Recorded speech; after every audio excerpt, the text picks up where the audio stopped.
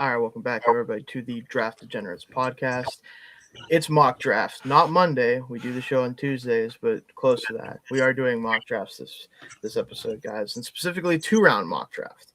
Now we haven't been through all the positions yet, so we'll kind of do more like full R boards and like what we're kind of thinking for a lot of these picks.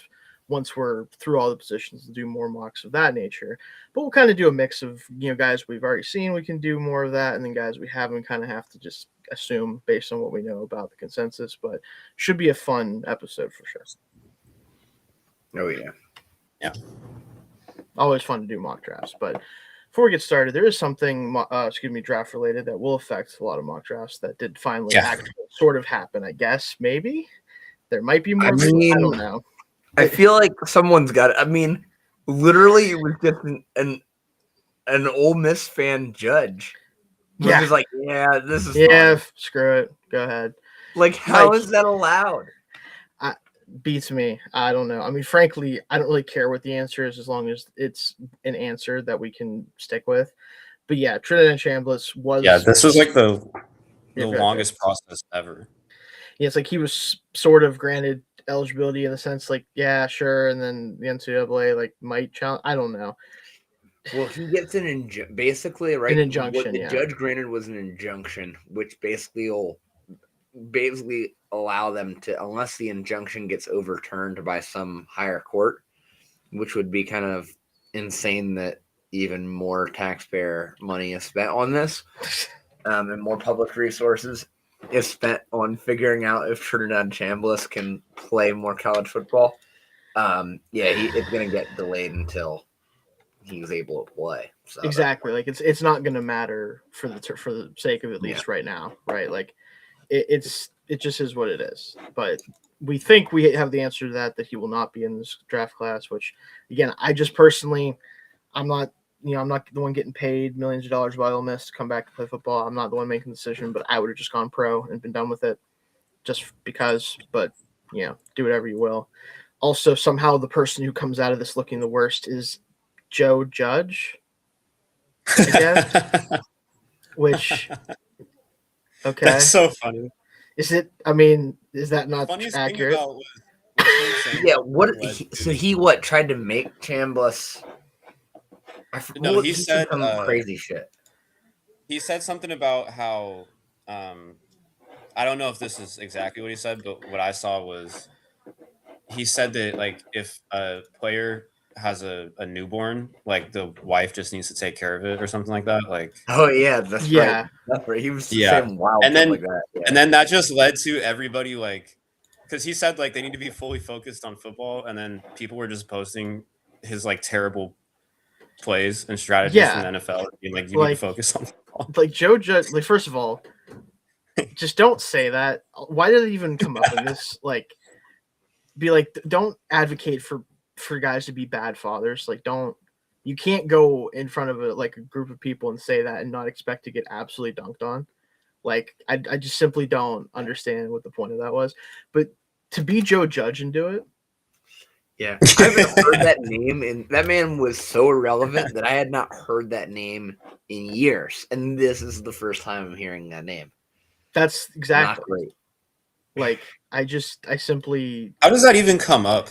Like, I don't like. How does it even get to that point? Because again, here's the thing. I'm not going to pretend that I actually watched the trial. I simply was waiting to hear whether the judge, and apparently the judge made it incredibly difficult because he took like an hour to make his ruling or something like that. It was just so funny.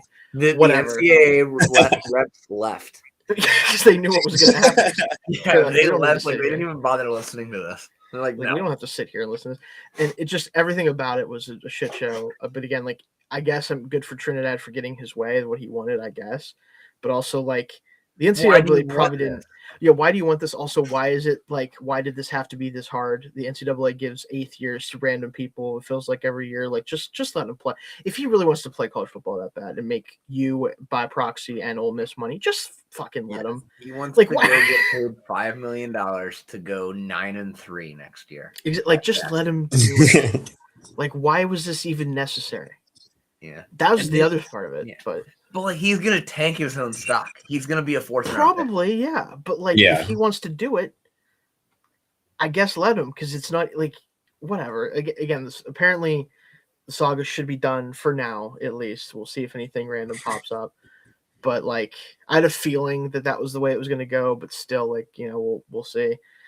But yeah, that's something to keep in mind for sure. Because I also don't know if he's going to be in. Not that we'd probably be taking. Well, we might have taken him if he was in this class in this round. But I don't think he's in most mock draft simulators anymore. Maybe he is. We'll have to see.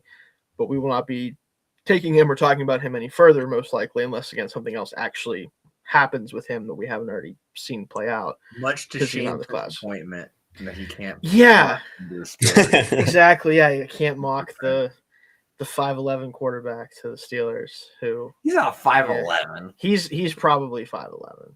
Oh no, he's probably 5. I mean, he's listed 6'1". That means he's probably 5'11". Like, if we're being honest about it, maybe 6 foot even. He's probably not Diego Pavia size, so I'll give him that. He's not. He's definitely not Diego Pavia size, so I think he's okay. And it's not a big deal. But yeah, he's not a literal gremlin. Yeah, he's. I think he'll be all right. He's not an H-back pretending to be a quarterback. Anyway, no, let's get into the mock here in a second.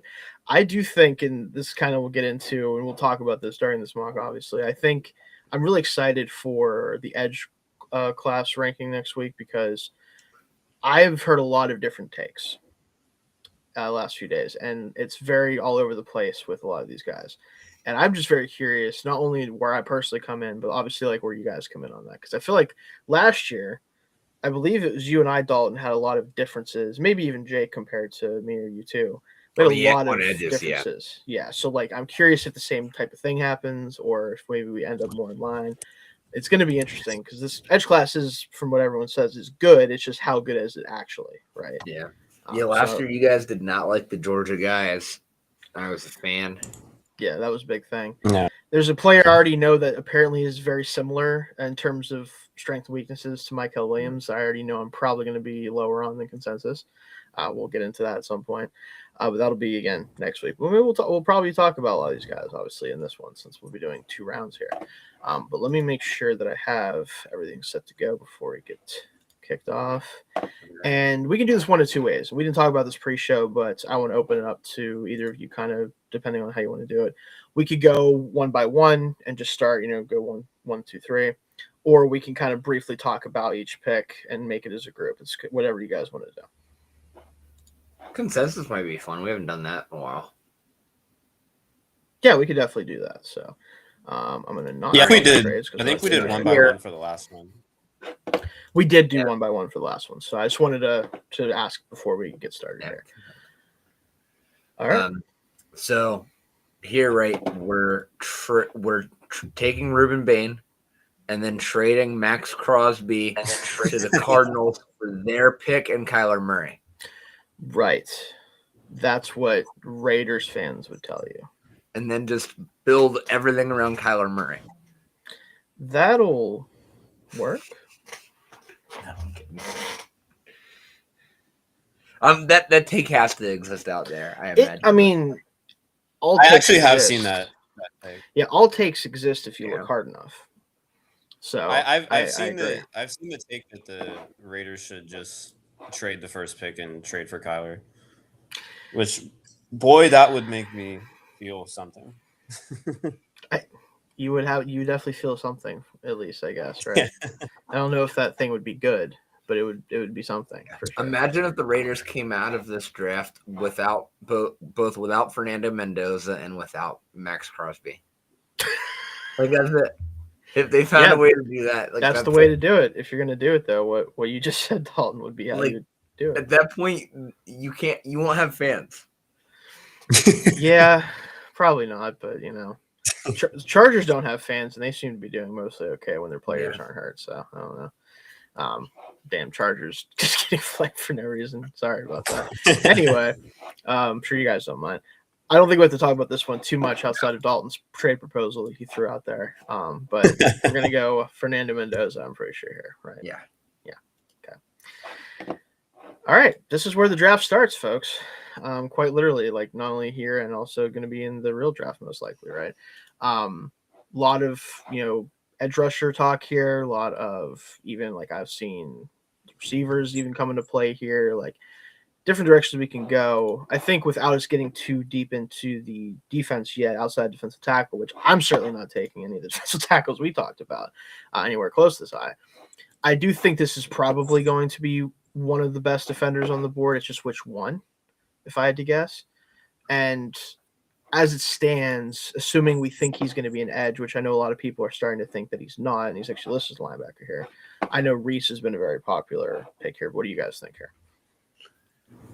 I don't hate Reese just because like you've so many holes through the Jets that like you probably get more flexibility with how you draft. Also, I do think I still think that Reese is probably an edge just because if he can do the edge things, why would you have him do linebacker things? Like if he can do both, kind of the eternal question more. With guys. Yeah, kind of the eternal question with guys like that. And for full transparency, we'll be watching Reese as an edge and then also as a linebacker. That's what I'm planning on doing at least. I think that that's the best way to go about it with him. If I think very clearly early on in my watch of him that I just think he's going to be a linebacker, then I might, rank him lower than maybe I would if I thought he was going to be a full-time edge. But in general, I'm going to be watching him for both positions. So, but yeah, I do think he's a pretty popular pick here for a reason. But what do you think, Jake? Yeah, I agree with that. I'm good with Reese. Because especially if he's going to be an edge, or at least mostly an edge, makes sense. Because I think he just from a physical trait standpoint, probably going to be up there with a lot of these guys. So we'll go over Reese here. Cardinals. This one's you can kind of do almost anything, I would say, because like obviously quarterback is a huge need. Not going to take one here with Mendoza off the board.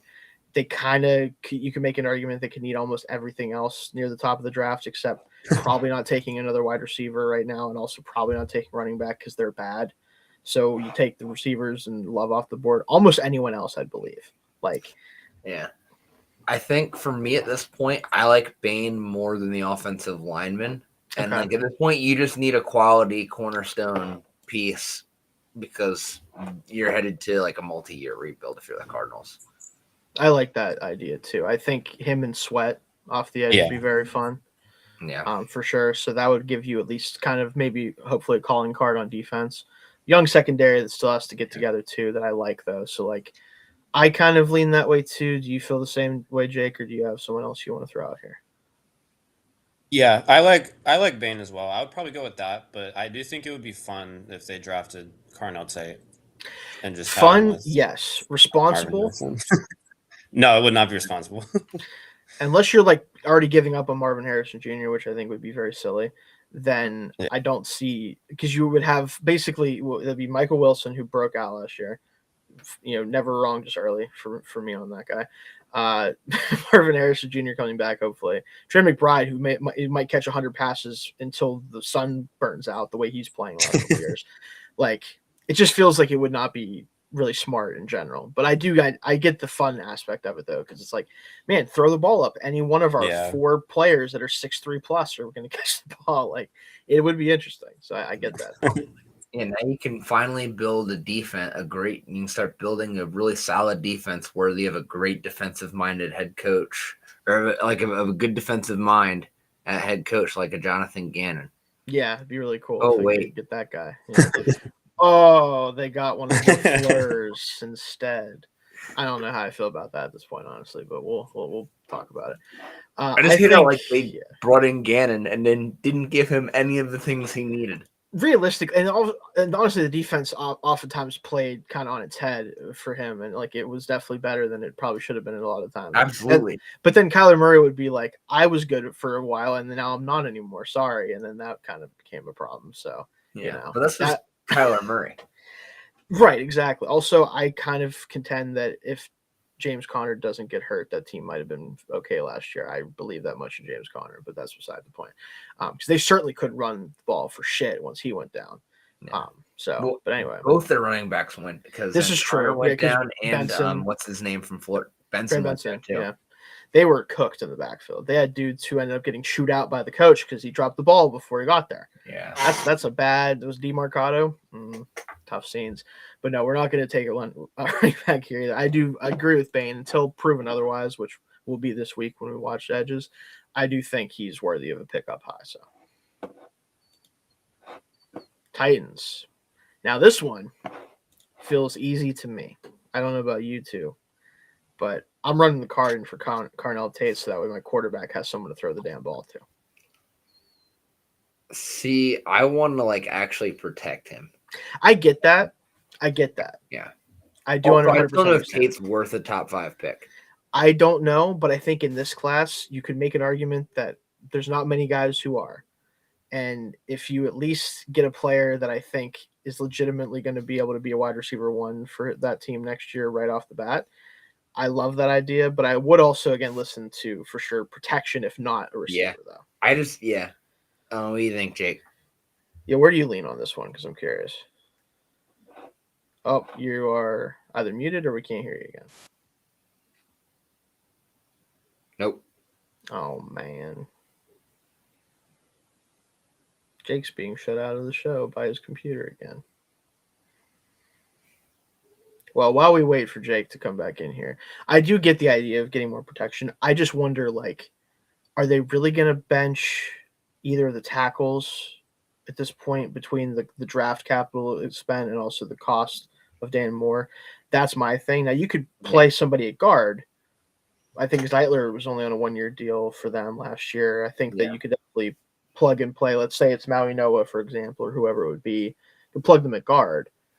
But I just don't know do I feel better about a guy who might end up being a guard being picked at 4 over Carnell Tate? I don't know. Yeah, you're right. Stick Mano at guard and then eventually move him out to tackle. That would be the idea, I think, if you're going to take him that high. Yeah, so that could definitely still be worth it. But that would be the conversation, I think, between, at least with our group here, be Tate or probably Maui Noah. My feeling is if you take Tate, at best he's a low end wide receiver 1. That's just kind of where I'm just low on him. To me, he's George Pickens. That's kind of my. I mean, if he ends up what George Pickens is now, I'm taking him with the first pick in this draft because you saw what George. Did you see what George did last year, man? He was one of the 4 best receivers in the world last year for the Cowboys. Now, granted, I don't think you're getting that from him all the time. To be fair, but if you're getting yeah. But you're getting that because he's got CeeDee Lamb on the other side. Well, he was better with CeeDee Lamb off the field, statistically. Yeah. But that's because he was the number 1 player. He's getting right? volume. Yeah. Yeah, but in general, if that version of George Pickens, he's going really high. Now, if it's the George Pickens we've seen before that, yeah, he's first round pick, but probably not a top 10 pick, right? So I get what you're saying. Yeah, I kind of view Tate more as a slightly more juiced T. Higgins is kind of my comp for him. Where it's still not somebody I want to take in the top 5 of the draft, but this is also a draft where it's again, do you love Maui Noah at 4? Realistically, I don't know. If you're the Bengals right now, what would you rather have? Would you rather have T. Higgins or would you rather have Maui Noah? I mean, Maui Noah is still an unknown. Or would you rather have a starting caliber offensive lineman, a good starting caliber offensive lineman, or T. Higgins? Oh yeah, I'd rather have, because again, as long as I still have Jamar Chase, I can find other receivers that can play. So I get that element of it too. I do just wonder for me, I still view Maui Noah as a guard ultimately in the NFL. In terms, especially if you want him to be worth where he's probably going to get picked in this draft, is kind of my thing.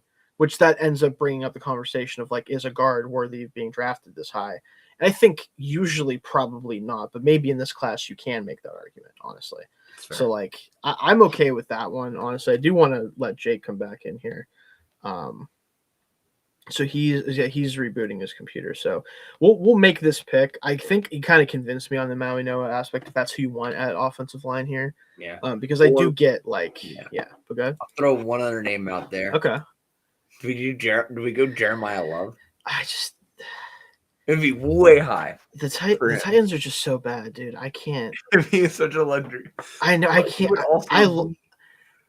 I love Jeremiah Love. Okay, I do. Pun intended. But you can't. You're gonna be the Raiders. Yeah. And I don't want that for Love. I don't want it for the Titans. But thinking here, right? Okay. All right. What if Jeremiah Love is not only your starting running back, but he's also your wide receiver 1. If he could listen, if Jeremiah Love was able to do that for the Titans next year, I think they'd put his bust in Canton the first year he plays. That's all I'm gonna say. I mean, like you have to be Christian honestly, McCaffrey. He would be a top 3 wide receiver on that team. I mean, yeah, but we're talking about the Titans. That's the reason I thought about taking Cornell Tate at number 4. That's kind of the problem. And I don't even hate the young guys they brought in, but they're not good enough.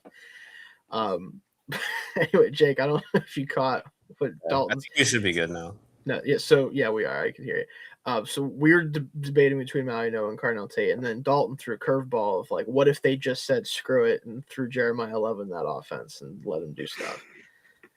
And I was like, I would get too many Raiders vibes from last year, unfortunately, for that situation.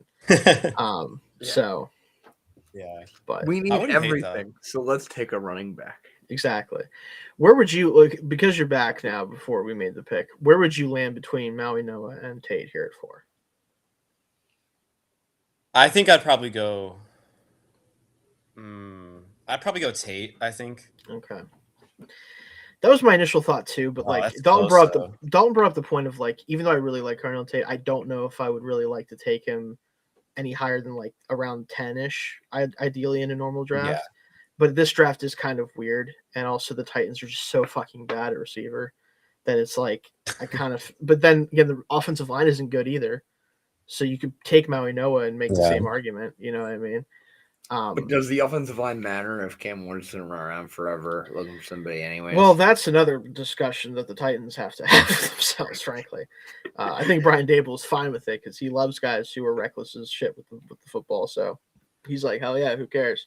But no, I think ultimately I am going to end up – I think Dalton convinced me and Maui Noah is probably the more responsible pick here. So that's probably where I'm going to land. Yeah. Yeah, I get that. You do got to protect him. You do. And again, he'll probably play guard initially unless they give up on one of the tackles right away, and then probably going to be a tackle for them at some point. So moving on to the Giants. Fano here? Yeah, like that's the question, because like I see a lot of people put receiver here, and I get it, because pairing neighbors with a legit other receiver and then trying to see if you can make this thing work with a quarterback situation with Jackson Dart, like I get that. But at the same time, Jackson Dart is going to get himself killed kind of no matter what, but it's better if he doesn't get killed without him being an idiot. Yeah, let him do it to himself. Yeah. Exactly. Like don't help him. Like don't help him along. And they kind of feels like they've been helping him along. Yeah. I'd probably go. Yeah. Yeah. He's on the fast track to Tuaville. Unfortunately, and the sad part is way more physically gifted, and but it doesn't matter. And that's part of why he's going to be on the fast track. Is because he's so physically gifted. Like Tua's problem was when he would get hit, it's like his head had like a magnet to the ground for some reason. I don't know what the hell that's about. But Jackson Dart's problem is he just tries too hard to do all the weird shit and then hurts himself. His head doesn't hit the ground because he's trying to use his head as a weapon. I know, exactly. It's the opposite problem. Like Tua would get hurt trying to escape people. Dart was running directly into the chest of defenders for no fucking reason. Tua would hit his head sliding. I know, exactly. It's stupid. He can't. Anyway, we don't have to talk about Tua right now. The Dolphins are coming up later. I do think Fano makes a lot of sense here. Because I just don't. Again, Lomu is more of a true left tackle, but this feels really high for. But Andrew Thomas is there if he's healthy at left tackle anyway for the Giants. So like you hope that he can, and then the right tackle would be where you'd be replacing. So so Fano, yeah. Unless do you have a different thing here, Jake, that you'd rather do? Because like I agree. Like, and of course, poor Browns don't get their offensive lineman early in the draft. Boo-hoo. This is where, because you just took Maui Noah and Fano go off the board, I'm gonna just say I would probably just take Tate here if I'm the Browns, because holy shit, they don't have anyone that can play wide receiver right now. No. Correct. Like Jerry G is technically their best receiver by just default, and that's not good. And he literally plays like he does not care.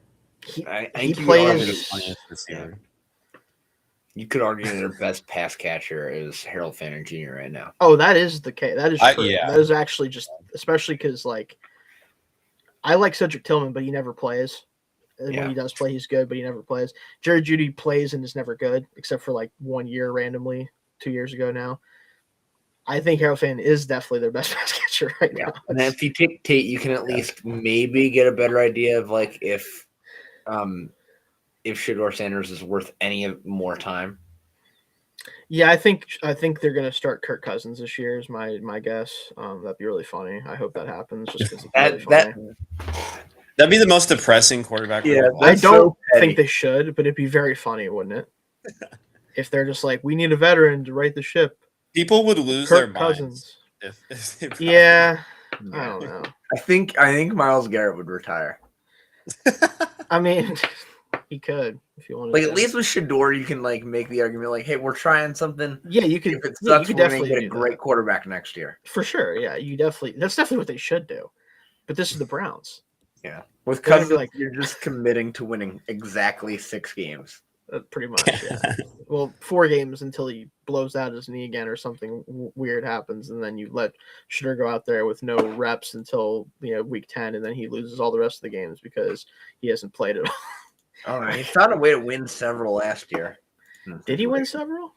He won like 3. Yeah. I don't remember who won any of the games for the Browns. I'm just being honest with you. Well, he beat the Steelers and the Raiders. I know that. Oh, that's right. He did beat the Steelers, which he played. Yeah. Might I be would the not worst say game the anyone's ever played in a win. By the way, Yeah, that was so an bad. atrocious That game game, was but he did so beat the bad. Raiders.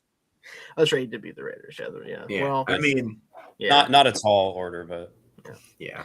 Let's do. Well, I think we'll do Carnell Tate here though if we're gonna do receiver, Yeah. right? I'm good with that. Yeah. Okay. Commanders, number 7. I kind of would like Caleb Downs here. I was thinking that too. Me too. If Reese and Bain are both off the board, I think you run the card in for the best defensive player available. And that's probably Downs. I think the argument for me that I would make is, again, like I've not watched Edges yet. I know David Bailey has a lot of very like up and down opinions of him. I do think Edge is obviously a big need for this team, but if you don't think Bailey is a great player, then you probably shouldn't take him here over someone who is just more likely to be a great player for you when you have nobody that's really great on defense right now. I think it comes down to Downs or Styles is kind of for me. Yeah, that's kind of where I'm at. The two Ohio State guys, like one of those two. I think I have a feeling I'm gonna think Downs is like just the better overall like pick to make here this early. But I could see that going either way. That's probably who I'd be talking about as one of these two guys. I think especially because Downs can play like everywhere. That's Like he literally plays all over the field, and I think for a team that just needs anybody out there. Yeah. Downs could theoretically do a lot of the stuff you're going to ask Sonny Styles to do, anyways. Potentially, yeah. So that's a good point. I haven't fully watched him yet. I've watched enough Downs to not be mad about taking him 7. No. I'm just gonna say that. So I would honestly, if I was a team, I might even take him higher than 7. In this He's class, so good. maybe. He's so good. Yeah, in this class, maybe. The Saints go marching in at number 8. Do we think? Okay. Do we think that this is the first love spot? Is this? That was the first name I was going to bring up. Is this the first time we talk about him actually for real? Because there was the Titans Dalton scenario he threw out there, which was great. But like, if we're being honest about it, is this the first time that Jeremiah Love's name is brought up in the draft for real? I partly want to see this just because I don't want him to go to the Chiefs, but I mean that's a very. I do think Jeremiah Love would be really fun here, but I don't know if it's the most responsible. David Bailey just really tracks as like a Saints pick here. Yeah. Yeah. I mean, you could also make an argument that drafting Sonny Styles to replace what can't I think of his name right now? The linebackers played for 50 years for them now. Demario Davis. As a Demario Davis like eventual replacement, if not right away.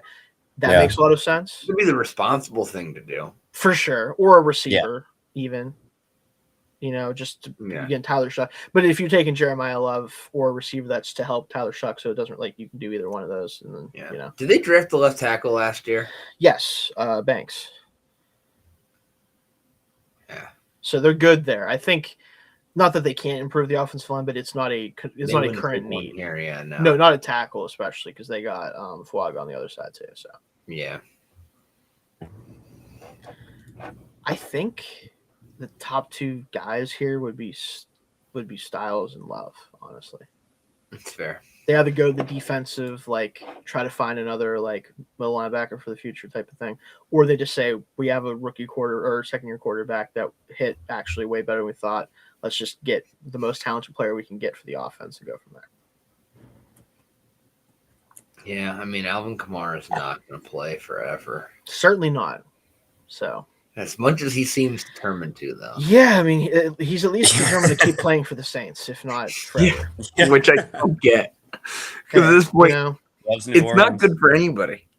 No, yeah, absolutely not. It's like the only Saints thing that's probably good could for have gotten a decent return for him last year. Oh yeah, someone would have been like, "Yeah, come on, Alvin Kamara. I'd love to have him on my team. Here's the third round pick for no reason." Yeah, someone for would like have a done it. playoff run. Yeah, someone would have done it. So I am good with either one, but those are the two names I think we should probably. I like the idea of the Chiefs not getting Jeremiah. Well, I'm sure you do. I'm sure you do. Besides that, though, I do think I'd probably go Love here. Yeah, just pair him with Shah and Love. Yeah. So, yeah. Yeah. I do think that makes plenty of sense. To be fair, like I really do.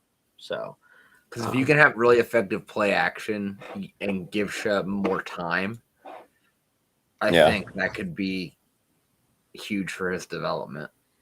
Yeah, let's just infuse the team with more talent because like receivers a need, but like I feel like you can get a difference maker later in the draft potentially, or just you could also look at free agency and try to get somebody in. Like you already have Chris Olave, you don't need to add like 2 premium receivers. Realistically, adding another one would be nice, but it doesn't have to be right now.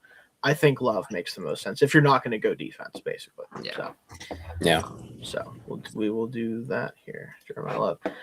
And we take him away from the Chiefs. Definitely not the reason that was made. No, it's not. I have a name here that I don't really ever hear talked about with this team, but I think it can make a lot of sense. But I want to let you guys kind of start here as the resident haters of this team by default, as the Raiders. You know, who would you be most concerned about this team drafting? It's probably how you should go about this, looking at this. Lemon would not be fun. Mm-hmm.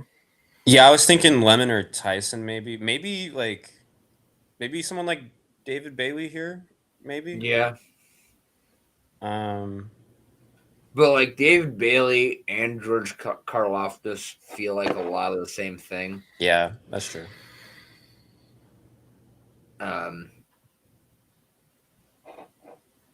Same with Woods. Like I feel like Christians does a lot of the Peter Woods things already.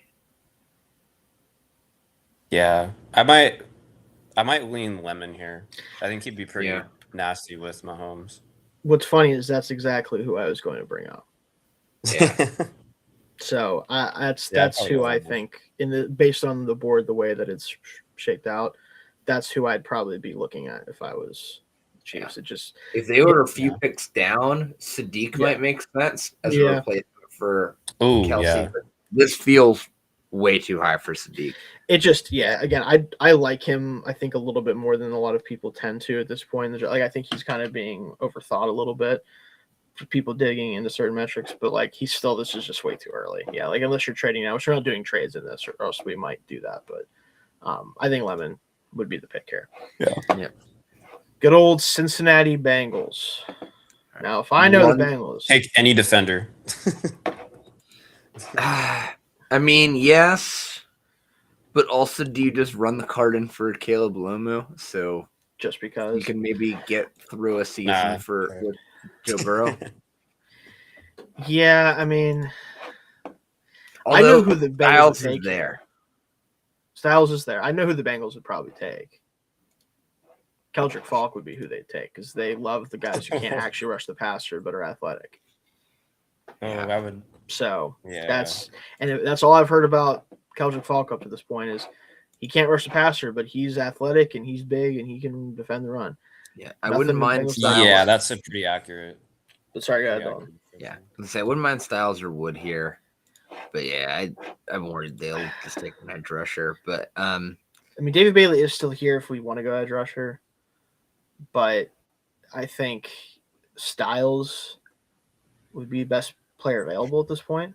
So, like, at least from what I've heard of him. So that would make a lot of sense for them. They do need help kind of everywhere. They drafted a bunch of linebackers last year, but not a single one of them were good at anything, basically. Doesn't mean that they won't be good eventually, but they certainly weren't last year. My only thinking on Lomu is just that I do think a left tackle might be able to make more of a difference for them than like any one player's going to on defense, because they need for sure. They need a whole new defense. Also, realistically, I'd probably rather take a corner at this point for that team, even than a linebacker. Because as much as I like Styles, like they really can't. Like, Styles, I was thinking about this. Styles does mask a lot of if Styles does end up being like an elite middle linebacker, that does raise the floor of your defense, because like it does. Can you think of any team that had like a perennial top 5 middle linebacker that ever had like a defense like worse than top 20? Not really. I mean, unless that player also had a down year that year too, which in which case like that'll happen. But like no matter what dog shit you have around him, if you have like an elite linebacker, they get everybody lined up properly. Which like half the time, if you're as bad as they are, it's half as bad as some of these teams are. Like that's half the struggle is just getting them to do the right thing, honestly. Yeah. And so having someone who can do that is definitely good. I think the Lomu thing, the only thing I'd say with that is I don't know if he'd play in year one at tackle, because they do still have what's his name from Chiefs before. I can't remember his name ever. They're left tackle currently. Why am I blanking on that? No, I'm not gonna let that one go. Hold on. I know who I know who it is, because I don't like this player, but I think that they still like this player. So I wonder if he would stick at left tackle still. Like Lim, I don't really view him as a guy that would be a good guy that could move into guard for a year. Honestly, I don't really view him that way. So he'd probably just be a backup. Right tackle, but Mims is there. He was really good last year, so I don't think they would do that. Orlando Brown Jr. is who I'm thinking. Oh yeah. Like I don't think he's good, but I think that they still think he's good. From I'm good with Styles. Yeah, like that's probably the right pick. Yeah, for sure. Yeah. Now we're up with the Dolphins, and for me, Ty Simpson. Ty Simpson. No, the consensus pick here has been corner for a while, either Delane or McCoy. Without watching corners, it's kind of a take your pick for me in that position. Now, if David Bailey makes it to 11, they have a lot of edge rush issues with Chubb just getting cut, and Chop Robinson was awful last year in his second year. I have hope that he'll be better this year, but they really don't have anyone at edge besides him currently, and not a lot of free agency money for sure to go around, nor do they have a ton of picks that they can use later to get an actual starting edge rusher. So I could also entertain Bailey because he makes it here when oftentimes he doesn't in a lot of these mocks, but probably one of the corners or Bailey would be who I'd be looking at here. Yeah, I wouldn't mind McCoy here. Yeah, one of the whether it's Delane or McCoy. I I haven't watched corners yet, but I'm not super. I think he would. Like, I know he's a press corner. I think that might fit well with the defense. Yeah, like I think he's. If I had to guess based on his 2024 tape, I'm gonna like him the most in this class. But then it's gonna be like, well, he missed all last year, and how healthy is he, and what does he look like at the combine? All this. Like, if he's fully healthy and ready to go, then it won't probably matter too much for me. But I'd be good with him or Delane or, again, Bailey, whichever one of them. Plus, if McCoy's not good year one, does it matter for Miami? Certainly not. They could draft Jesus at this pick. It's not going to save them next year. So he could float on in the end zone all he wants. It won't matter. I think probably then I would lean McCoy. Yeah, between the two. Yeah. Just the higher upside player, mostly. Just a better athlete from all accounts than Delane. Not that Delane's like a terrible athlete, but we'll put him here. Cowboys. Now, this is also a team that would love themselves some Keldrick Funk. I was gonna. Yeah. But we could do this as we would want to do, though. So I don't think we have to do that. No. A year ago, Peter Woods would have been a great guy to put next to Micah Parsons. Well, If but only. instead they Only traded they had Micah someone like Parsons that. for a defensive tackle, and then they brought in another defensive tackle. yeah, because that defensive tackle wasn't good enough, so they had to get another defensive tackle. It's Who also fun. isn't that good. Oh, he's great at defending the run all of a sudden, but the pass rush is not really there anymore, which is weird. I'm kind of I know I was higher on Woods, but I don't know. I think he'd be fun there. He would inject some athleticism into that group for sure. And like maybe with all the bodies they have up front, he could be a really great looper and someone you can get free on in pass rush situations and has the athleticism to actually go chase the quarterback. So there's reasons to think that would make a lot of sense. I do think again, like maybe I'm going to end up feeling differently about this when we actually watch Edges this week. Maybe this is the time to have the Bailey slide end and just add more juice. Because again, he is a guy that's more of a juiced up guy as a pass rusher. That might make a lot of sense with the group they currently have, where they don't have a ton of that right now. Yeah. But other than that, like Woods would make sense. I think honestly, like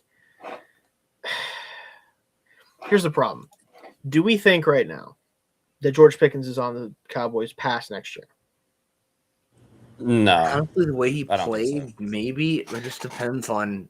But like, are they going to pay him actually, or are they just going to franchise tag him this year and then send him on his merry way? Because if he's going to be there long term, I don't think there's any reason to draft a receiver in this draft before the third or fourth round. I think they either sign him long term or they tag him again. Okay, so then in that case, I don't think we have to talk about receiver then. That's why I was just bringing it up. Yeah. Because Jerry loves the franchise tag. He loves it. Yeah. Loves that. He loves doing it too. And he loves using it on the guys that absolutely don't want to play on it. Yeah, and he loves the double franchise tag, which is like the most irresponsible move. It's like the Kirk Cousins like triple tag almost happened like how many years ago now. Like it's like stop doing that. But no, I think my pick, and again, you guys can let me know if you want to. You can make your pick here too. I would probably just take Bailey just to get some pass rush juice. Yeah, I'm good with that. Yeah, but yeah, it just Also, the longer he slides, the more we're gonna have to keep talking about it because he's a guy that usually is gone by this point.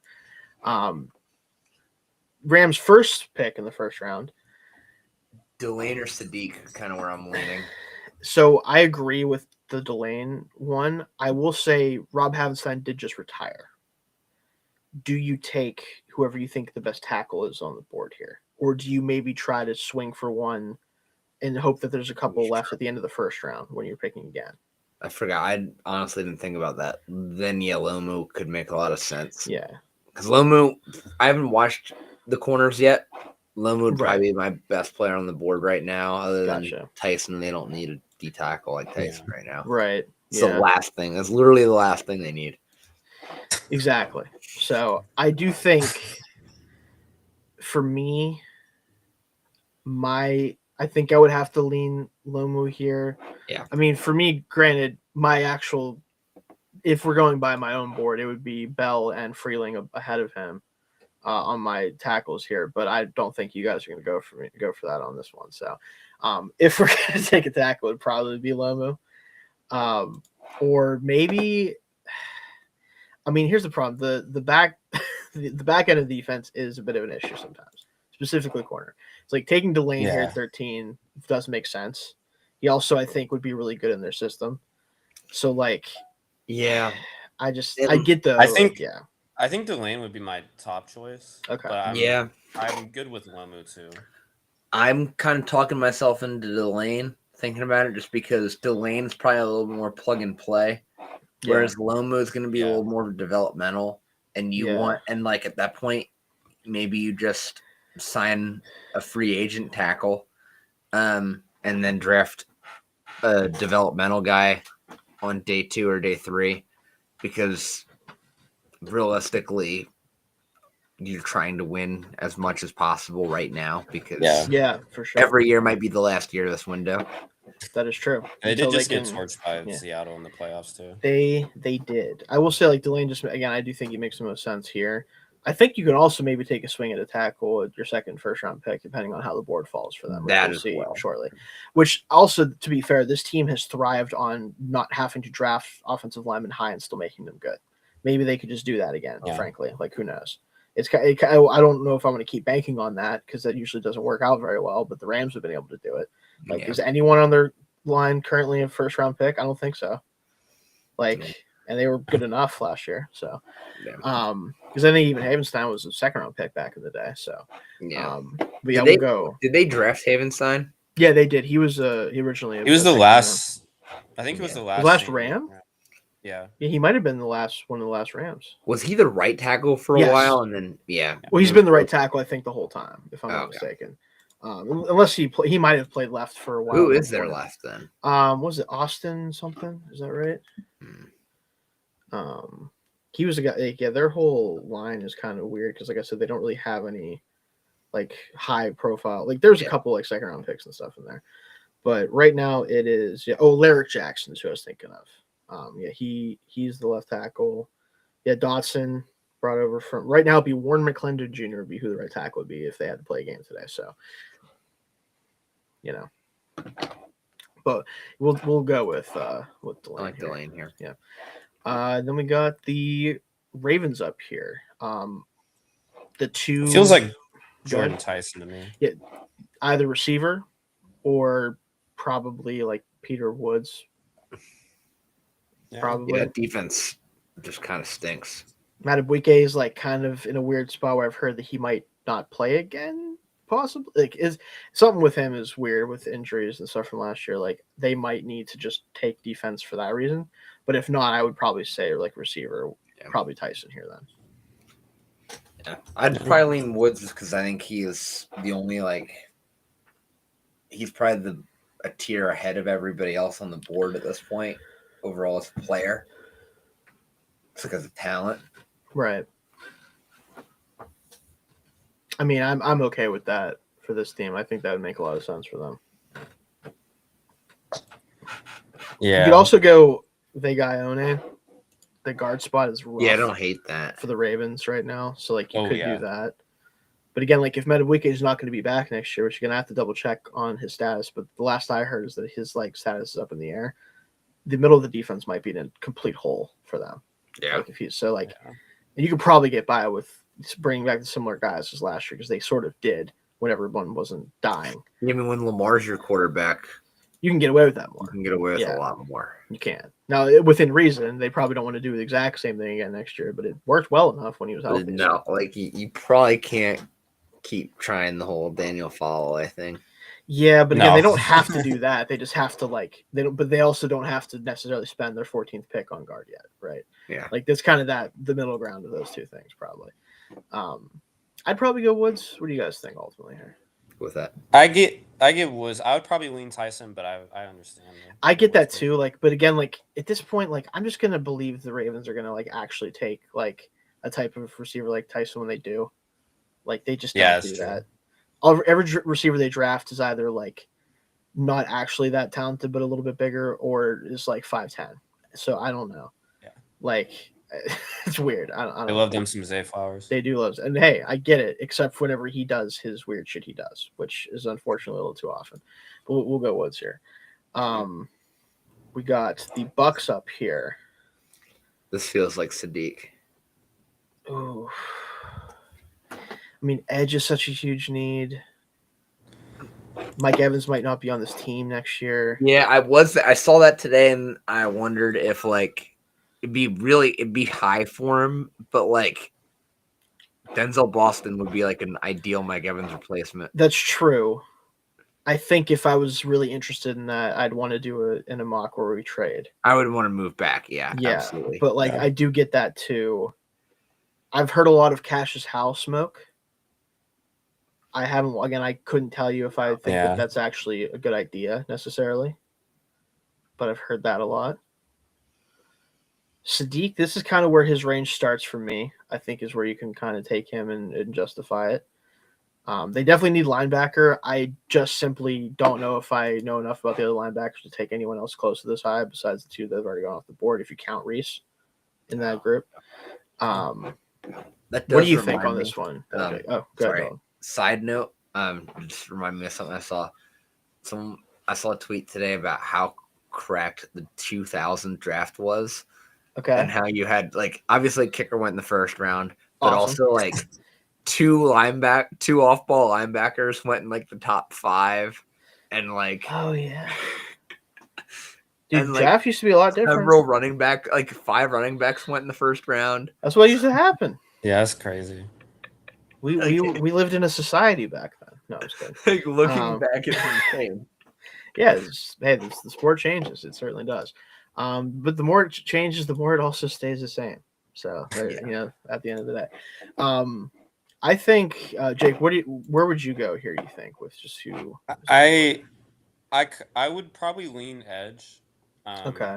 I would like a cornerback here, but there's none on the board that I really feel great about at 15. I haven't watched the only edge I've really watched is Keldrick Falk, and I don't really like him here. No, he's like the exact opposite of what the Bucs need Yeah. right now. They need someone who can actually like win quickly, potentially. So I don't know. Cassius Howell is interesting, but I haven't really watched I haven't watched him either. I know that he's been a popular name here just because he is like that juiced up type of edge rusher, and they desperately need that.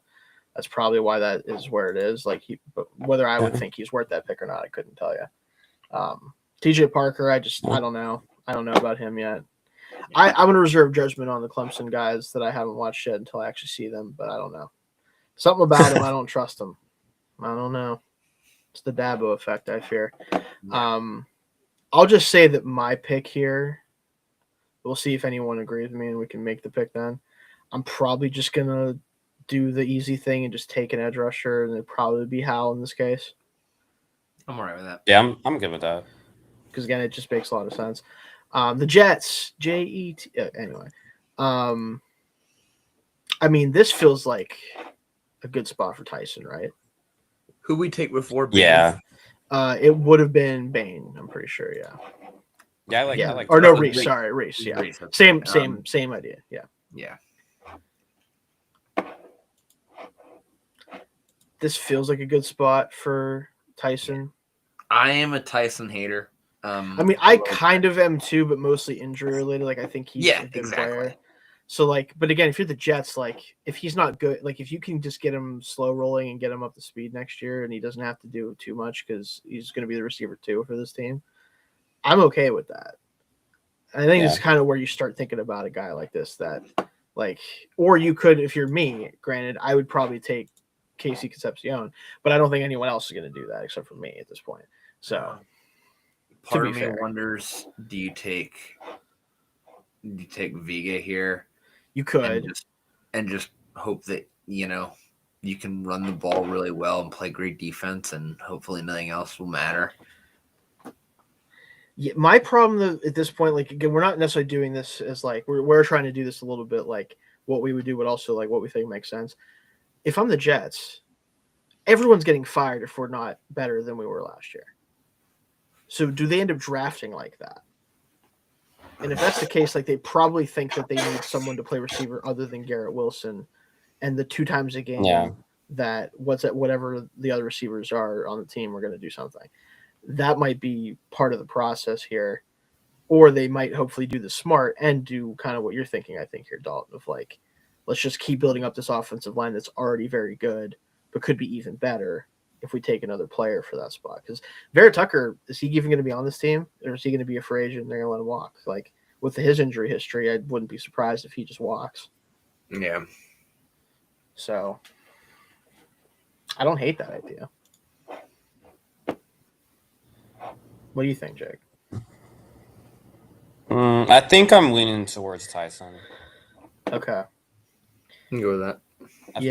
That was the first name I brought up. I get that because I do think, again, like, this is the team that, because they have 2 first-round picks and because they probably don't have any expectations next year, taking a chance on a guy that is very physically talented but just has not really held up at the college level.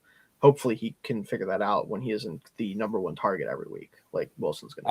I also think it'll have something to do with what you mentioned about the regime wanting to, like, to try to give themselves a chance to win. Yeah, like, I don't know if that front office is going to do the smart thing, and they typically don't. They typically don't. Dyson Air. Ione? Maybe part of me wonders if because they have like so many needs in the interior that they just go defense here and then load up on interior on day 2. Maybe. And then if that's the case, like, do you take an edge here? I was thinking more McDonald, maybe. Maybe. So They did just take Tyleek last year. What's that? They did just take Tyleek Williams last year. Oh yeah. But like, I don't think that necessarily means you can't take him. But I don't know if I want 2 first-round picks that can't rush the passer, as good as they might be against the run. Yeah. So, but he's a good player, so I get that. I don't love the edges here, though, from what I know about them. Do you take Lomu to be the replacement at left tackle long term? Could that make sense? Maybe, but at that point, if you're going to draft offensive line, or do you draft Proctor here and say we stick him at guard for a year and then move him to tackle? See if he can play tackle then. I guess I don't know what to do with Proctor. I do like him a little bit at this point, maybe more than some people, but like I kind of would feel better about him in like the late 20s, early 30s, frankly. Yeah.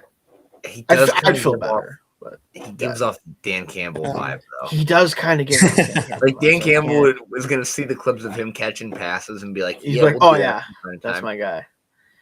Yeah, I have heard his name linked to them before. I'm okay. I do think we should take either like an offensive lineman or whoever we think the best edge rusher is. One of the two. I have to watch TJ Parker, but I've seen him here a few times. Yeah, I've heard Mesidor's name up all the way up here, which like he better be so good if he's going to be mocked in this area of the draft because he's 25 years old. He better knock my socks off. But we'll get to that this week. But you're kind of convinced me on the Proctor thing. He would just he'd be a Lion probably. Yeah, great athlete. Figure everything else out later. That's fair. Yeah, I'm good with that. If you're good with that, Jake. Yeah, I'm good. Okay. Vikings. I saw that. I think it was Daniel Jeremiah had Dylan Thieneman, the safety from Oregon, at 18 to the Vikings. Which I love what I'm hearing about the safety class. I don't know if I'm taking a safety that's not in Caleb Downs in the top 20 of the draft. That we'll see. Maybe I'll feel differently about that in this year's class. What do you? This feels like Lomu. Yeah, I guess. Like whoever's playing quarterback in Kevin O'Connell's offense is probably not going to be very mobile, just the way his offense is, and you just got to protect him. Yeah, like I just wonder, like how much more time does Brian O'Neill have left at right tackle? Christian Darrisaw has missed a lot of time, but he's awesome when he plays at left tackle. Yeah, I don't know if Darrisaw more of a right tackle long term. Maybe if they want to do that, but like he's been really good at left when he's been healthy. True. He just hasn't been. He's got the Andrew Thomas timeline right now, where like every time Andrew Thomas plays, he's awesome. He just doesn't. So it's like, what do you do with that? So you can make a good argument for that. Like, he's thinking about right tackle. It's easier almost to when he's hurt. Yeah. Almost would like. I wonder how much time Brian O'Neill. Yeah, corner. I mean, the Vikings literally need corner into infinity. So I feel like they have no like young defenders. Like, they don't have a lot of young. Avion Terrell feels like it. That feels like a Brian Flores corner. It does. I'm not gonna lie. That's what I was thinking. I saw that. I'm like, Yeah. I do want to. Before I'll tell you what, I'm gonna look up Brian O'Neill's contract, and if he has 1 year left on his deal, well, I'm probably gonna save it just to take him. That's gonna be my deciding factor personally. He's 30. It's not that old for tackles. They're good. No. How many years does he have left on his deal? Contract. His deal is up after next year. So you could make the argument for tackle if you want to. Then is what I would say. Doesn't mean we have to do that, but I think at least that argument. Those guys are going these next 2 picks. Probably. So I feel like whichever one we're not mocking to Minnesota, we can just slot into Carolina. Yeah. Maybe. Either you take Lomu and then the best tackle available is off the board for the Panthers, so they need a corner and they just take the hometown Terrell, Hmm. or vice versa. If Terrell's off the board, they get a guy to actually protect Bryce Young. What do we think here, Jay? Yeah. I think I would go Terrell. Okay. I don't know. I like the vibes of that Yeah, more. Terrell But and- I do think yeah. that makes the Panthers pick way easier too. Yeah, Yeah. and then we're just gonna go Loma here. Yeah, Well, I could maybe see like Vega, maybe. But Well, I'm I pretty think confident. I guess this is another problem. So like they took let me pull it up here. They have right now. So Kwanu's still a left tackle right now, but he's been very much up and down. But Who? Ikem Kwanu. Oh, yeah. He's been very much up and down. Paid Robert Hunt and Damian Lewis, which was a good decision because they were good. Taylor Moton, how many years is left on that man's contract? Because he feels like he's been around forever. 9 years. That sounds about right. How many years is his contract? I bet you it's also up next year. Knowing how this is going for me. But yeah, he's 31. No, he's through the 2027 season. He signed a 2-year extension last year. So I don't know if tackle would be where they'd go. But also, I don't, unless they think Ikwanu just isn't the guy, which is possible at this point. I kind of lean that way. Like, I mean, how many times was Bryce Young sacked last year? probably less than you think and more than I think. This is going to be my guess on that. Let's do our guesses. I'm going to say 27 times. I'm gonna I'll say, say it's over 33. Okay, let me find that out right now. As soon as Pro Football Reference tells me that I'm not a bot. Oh yeah, I hate that new. I don't know what's going on with that. That new. So I said what, 27? I was literally it's 27. 27. I promise you, I They didn't looked that know up that. before the show. I did not Felt look that like up. more. But I'm serious. He did miss, I think, a game. He runs But around a lot too. He probably got he does. away But from a like lot of them. that's so funny that I did not know that before we looked it up. I promise. That's so funny. No, but I do think with his play style and with his size, frankly, like you don't want him to get depleted if you can No. avoid it. Yeah. I'm okay with Oh. taking Lemus though. Now I know what I'm remembering. I'm just Okay. thinking back to 2023. Oh yeah, when when he he died sacked every play. 62 times. Yeah, he was getting sacked just because. Half the time the defense wasn't even doing anything. That's such an I insane forgot number. it was that much.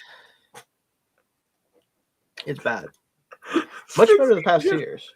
Was that a He record? legit No. had like PTSD like the first 3 games of like. I think the David 2024 Carr season. might still have the record for Yeah. sacks taken as a rookie at like 78 or some stupid number like that.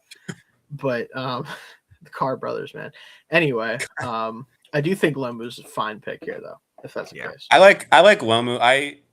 I kind of want to go Vega here, but I can get on board with Lomu. They paid the guards, not that they can't Yeah. get out of it, but like I Yeah. don't know. I'm good yeah. with Lomu. Okay. Cowboys up again here at 20. Well, we took David Bailey, so we could take. Is this where it's Falk? Just get the guy who can only rush the just passer and the get guy him who off can the only board. defend the run. Put them together. We No. haven't done McDonald yet, right? We have not. No. That So- could be I could see that. fun because That they could be fun. didn't actually get a D tackle that can really plug up the run like him. Yeah, Quinn Williams is more of like a playmaking run defender. I feel like less a like 2 gapper. Yeah. necessarily.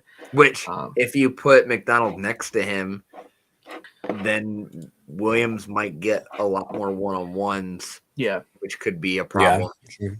yeah, because I think that Kenny Clark just unfortunately is not it anymore. So, I'm okay with that. I mean, I liked Kalen. Granted, like if I was probably doing this, let me just double check here. I'm pretty sure that I'd probably go with Lee Hunter if I was going to do that. But I mean, me personally, but Yeah. Lee Hunter would be a Jerry Jones pick. he would, because like, and admittedly, he still kind of does the thing that we want McDonald to do, just maybe not quite as good at that one thing, but he does offer Yeah. more pass rush too. Yeah. So Yeah. like Which Jerry would also be into. he would, yeah. Because Jerry likes splash plays. He does. Also Senior Bowl. Yeah. Big Yeah. citrus. No. I'm good with McDonald or like really if we want to go that direction, you could do any of these like run first defensive tackles. It's whatever you want to do. I could see Hunter though. Yeah. Then again, Texas school. Cowboys, for whatever reason. Yeah, I do agree. Yeah, the Texas connection. But the Cowboys, for whatever reason, have actually made a lot of like responsible first round picks. They haven't. I'll be honest with you. It's still earlier than I'd want to take anyone besides Peter Woods in this class of tackle. This isn't like egregious to me. I think it's just higher than you should take him probably a little bit. And they would have you would have said the same thing about the pick last year from Alabama guard. So I think that you could do this. Like you can make the argument that like just get a good player here. Yeah, like I had a late first on McDonald, so like even for me it's early. Right, it'd be early for any of these guys. But like I also think at this point, I'm worried. Yeah, they really like Chris pretty much out of first round grades by this point in the class. Close to it, yeah. At least for like the positions we're looking at for the Cowboys. Yeah. I mean, we already took edge. I'm not taking Kenyon City to this team. I mean, I'm okay with taking McDonald. I just mentioned that Hunter would be like probably who I would take if I had to take one. But where would you go with this one, Jake? I'll probably go McDonald. Okay, I'm okay with that then. Because if I'm getting outvoted here, I'm okay with that. My Pittsburgh Steelers. No, Don't make me. I will not allow it to be Ty Simpson. Don't make me do it. Nah, I'm just kidding. Drew Aller.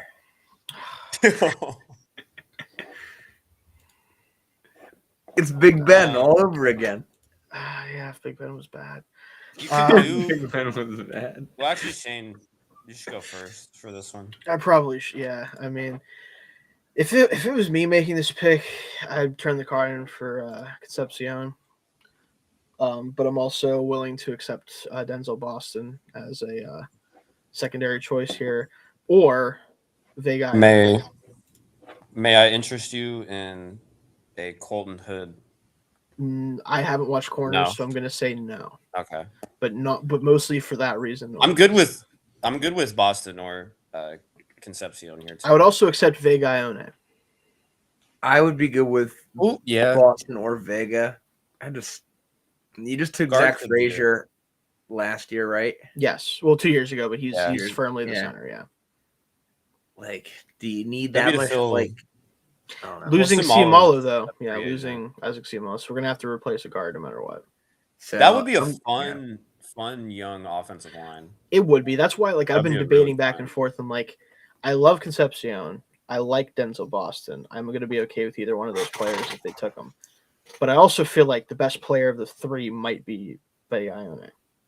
So it's like, do I really like? I'm gonna probably like if it's one of those three picks, I'm probably gonna be like sitting here being like, all right, I'm good with that. Yeah, Vega's probably the best player available here. I actually like the idea of seeing what that looks like if we do that. That line actually. I've kind of been talked into Vega. I guess that line would be fun. Yeah, I mean, if you're gonna bring Aaron Rodgers back, you need someone to protect him and. You're probably going to be handing the ball off a lot. Yeah, to not Caleb Johnson, which is fun. No, to Kenneth Gainwell. Kenneth Gainwell is going to have Jalen Warren, Kenneth Gainwell are going to combine for 400 touches. And anyway, I'm good with that. And we also get to take him away from the Chargers. No. Which I just realized now, and now I feel a little bit bad, but that's okay. Yeah, Jim Harbaugh's head would explode. It would. Now, do they still go offensive line here? Could this be good? Maybe like a D tackle spot here?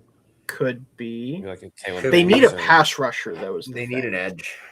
They do need an edge. They need a pass rushing interior player because they have Caldwell and Tart in the middle Yeah. of the defense right now. So I don't really know if I love any of the guys that are left at D tackle for that. No. At least at 22. Do we go Parker here? That feels like it would make sense for them. It does. Yeah, I would like Parker. Yeah. I'd That like him a makes lot more than sense. Paul. Yeah. I don't want to take any or- of the other interior offensive linemen here yet. Yeah, it'd be a little early for Basantis here. Same thing for also- Pregnon for me. Yeah. Who would be my next guy, but Yeah, I would probably be Basantis, but I also think same very- idea. Yeah, and he's also very much a hardball type player, I think. this is true. Yeah, But yeah, Parker, I think actually offers the most upside, and like if you're gonna spend a first round pick on anybody here, yeah, that's kind of Yeah, what you want. that makes sense. yeah. I'm good with that. Eagles. Denzel Boston when they I traded wouldn't- to Brown. I feel like Sadiq could be. I was fun. gonna say Sadiq. Yeah, Sadiq would be fun. I think that would be- is just Jalen Hurts can throw the peak ball. Howie. It is Pete Cal. He's like, oh, the 4-4 tight end is still on the board at 23. I will say, like, let's assume here for a second. Do we think AJ Brown plays for this team in 2026? I gotta think. I would lean no. Okay. Yeah. Because then that makes me think, like, do they just take a receiver here? Because then taking Ooh, I Sadiq could is see basically maybe, like like, taking a receiver. Yeah, that's kind of like, where I'm leaning. So Boston. Boston would probably be the best, like, replacement as a downfield, like, extra. Why receiver. draft Yeah. Boston if Jalen Hurts is your quarterback? This is true. Then again, you should also maybe just rethink your entire philosophy because of that too. But that's we're Yeah. kind of past that point. I To think. me, if Jalen Hurts Yeah. is going to continue to be our quarterback, which I'm still not sold on It's that. going to be the case though for at least Yeah, a while. I mean, it kind of has to be. Kind of has to be. But in that case, yeah, I think you're gonna need to start committing to running a lot of 12 personnel and like 12 personnel with Explosive. Goddard and Sadiq Yeah. and That'd be fun. Saquon as your running back.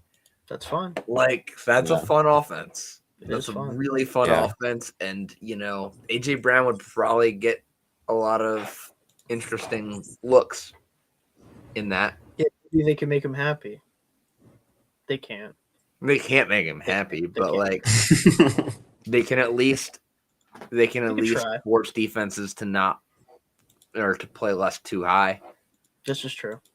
Yeah. So I'm good with it. It does feel like a Howie pick. Yeah. I'm not gonna lie to you. Like I can't really do that. Browns, we already took Cardinal Tate, I think, at 6, right? Yeah. So I think you take the best offensive lineman on the board and you go home happy. For me, Yeah.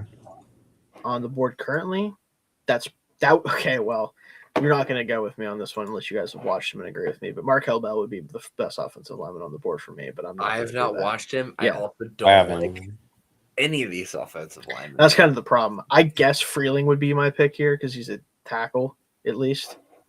And like, if you're going to be forced to make an offensive line pick, at least take the one that's a tackle, probably. Yeah, But but I don't know. Or do you take a chance on Ian Ocker? yeah, that'd be my. Oh yeah, he's still there. Yeah, he'd be actually be. Yeah, that's Yeah, the upside. I would is- like that. Yeah, I actually kind of like the I idea. forget Yeah. he's still there because he's just so far down in here. Yeah. Yeah, I do think that would make a lot of sense too. Again, he's farther down my board, but I feel like he's going to creep up as we get close to the draft. Like, Yeah. especially with what he did at the Senior Bowl and stuff. If he tests like he might, yeah, that might be a lot of fun. But I'm good with that. Yeah. Yeah. Okay. Let's get to we already took TJ Parker, else this would be the most Bears pick of all. Now Kendrick Falk would be the most Bears pick of all time. Yeah. Or Zion Young, who I feel like I'm going to like more than Kendrick Falk, but for the purposes of this, just a big, powerful dude is what the Bears love. Well, at least what their defensive coordinator loves. So probably going to be one of those players. Or they could take. Like, do you think this is where we start getting the range of the other linebackers? Maybe. Yeah. It's so high for a linebacker. I know, but like I keep seeing people say that, and I'm like, am I really gonna love this linebacker class this much when I get to him? I hope so. It's been a long time since that's been the case, though. So like, I don't know. But yeah, if it's, go ahead, Jake. I kind of like Zion Young here a little bit. but Okay. I haven't really watched him. I've Me watched either. more Yeah, of I've just Kendrick heard Falk, stuff. and I'm not super excited about Kendrick That's the Falk. thing, right? But it's a fit for what like the Bears It is love a guys fit, who yeah. can't actually rush the passer the same way Yeah. that Dennis Allen Yeah. loved that when he was with the Saints. So, like, Banks is also interesting here. yes, that would also be interesting for sure too. Lee Hunter is even interesting personally for me. Either of those guys would make a lot of sense. Yeah, we don't need another receiver right now. Mason Thomas would be fun if they ever drafted someone who looks like him, but they probably won't. I think I'm between Banks and Young. Is who I would be deciding between here. Do you guys lean heavily one way or the other? I just haven't watched. Me either, yeah, but like The only issue. I have a feeling he's got a better profile as a pass rusher than Falk, though. So, like, if you're going to take a bigger body guy, that's who I bank on. But I would probably I'm okay with that. What'd you say, Jake? I said I'd probably go Young. You probably go Young. go Okay, with that. if that's the case, we'll do that. And then we got now Kevin Concepcion or Denzel Boston. I was about to say take one. I was about to say, Or hey, they love Ted Hurst here. I can't wait to actually watch Ted Hurst. I have not done it. You gotta do that. Hurst. People love Ted. Dalton, you love Ted Hurst. Don't you? I love Ted Hurst. I don't love Ted Hurst at 25. No, but 26 even. But no, they love him here. I would say it's got to be Boston or Concepcion here. Right? I think Boston, just because the fit with Josh Allen, might be able to do the Keon Coleman stuff, but actually good. Yeah. Instead of whatever Keon Coleman is. Won't end up getting slandered by the team's owner. Hopefully not. That was disastrous. I like Boston here. Yeah, I'm good with that. Number 28 or 27, the San Francisco 49ers. They need help at more places than I think people realize, is maybe my biggest takeaway here. I think that they need more juice in the passing game, especially because no one ever plays this Concepcion spot. They won't have Ayuk next year. Nope. Not that they had him last year either, but they certainly won't have him this year. Surratt I wouldn't be mad with interesting. For sure. I guess that would come down to me for like, are they going to keep Juwan Johnson or not? True. Which it seems like the answer to that is no, maybe. Yeah. Surratt, I also feel like could do a lot of the stuff they had Debo do at one point. A lot of the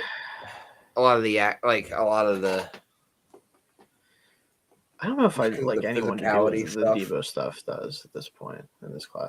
I mean, I guess from that perspective, I guess because I think my thing is like, who brings the juice in this receiver room right now? I mean, that's Concepcion. But you know what I mean? Like, just even with like not even counting him, like assuming we don't like, is it I don't know if it's anybody.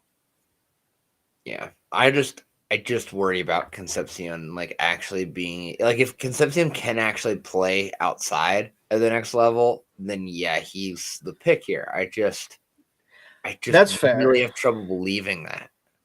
I think he can be a Z a lot of the time if he has to be. I'd like him to play in the slot at least like 30-40% of the time, ideally.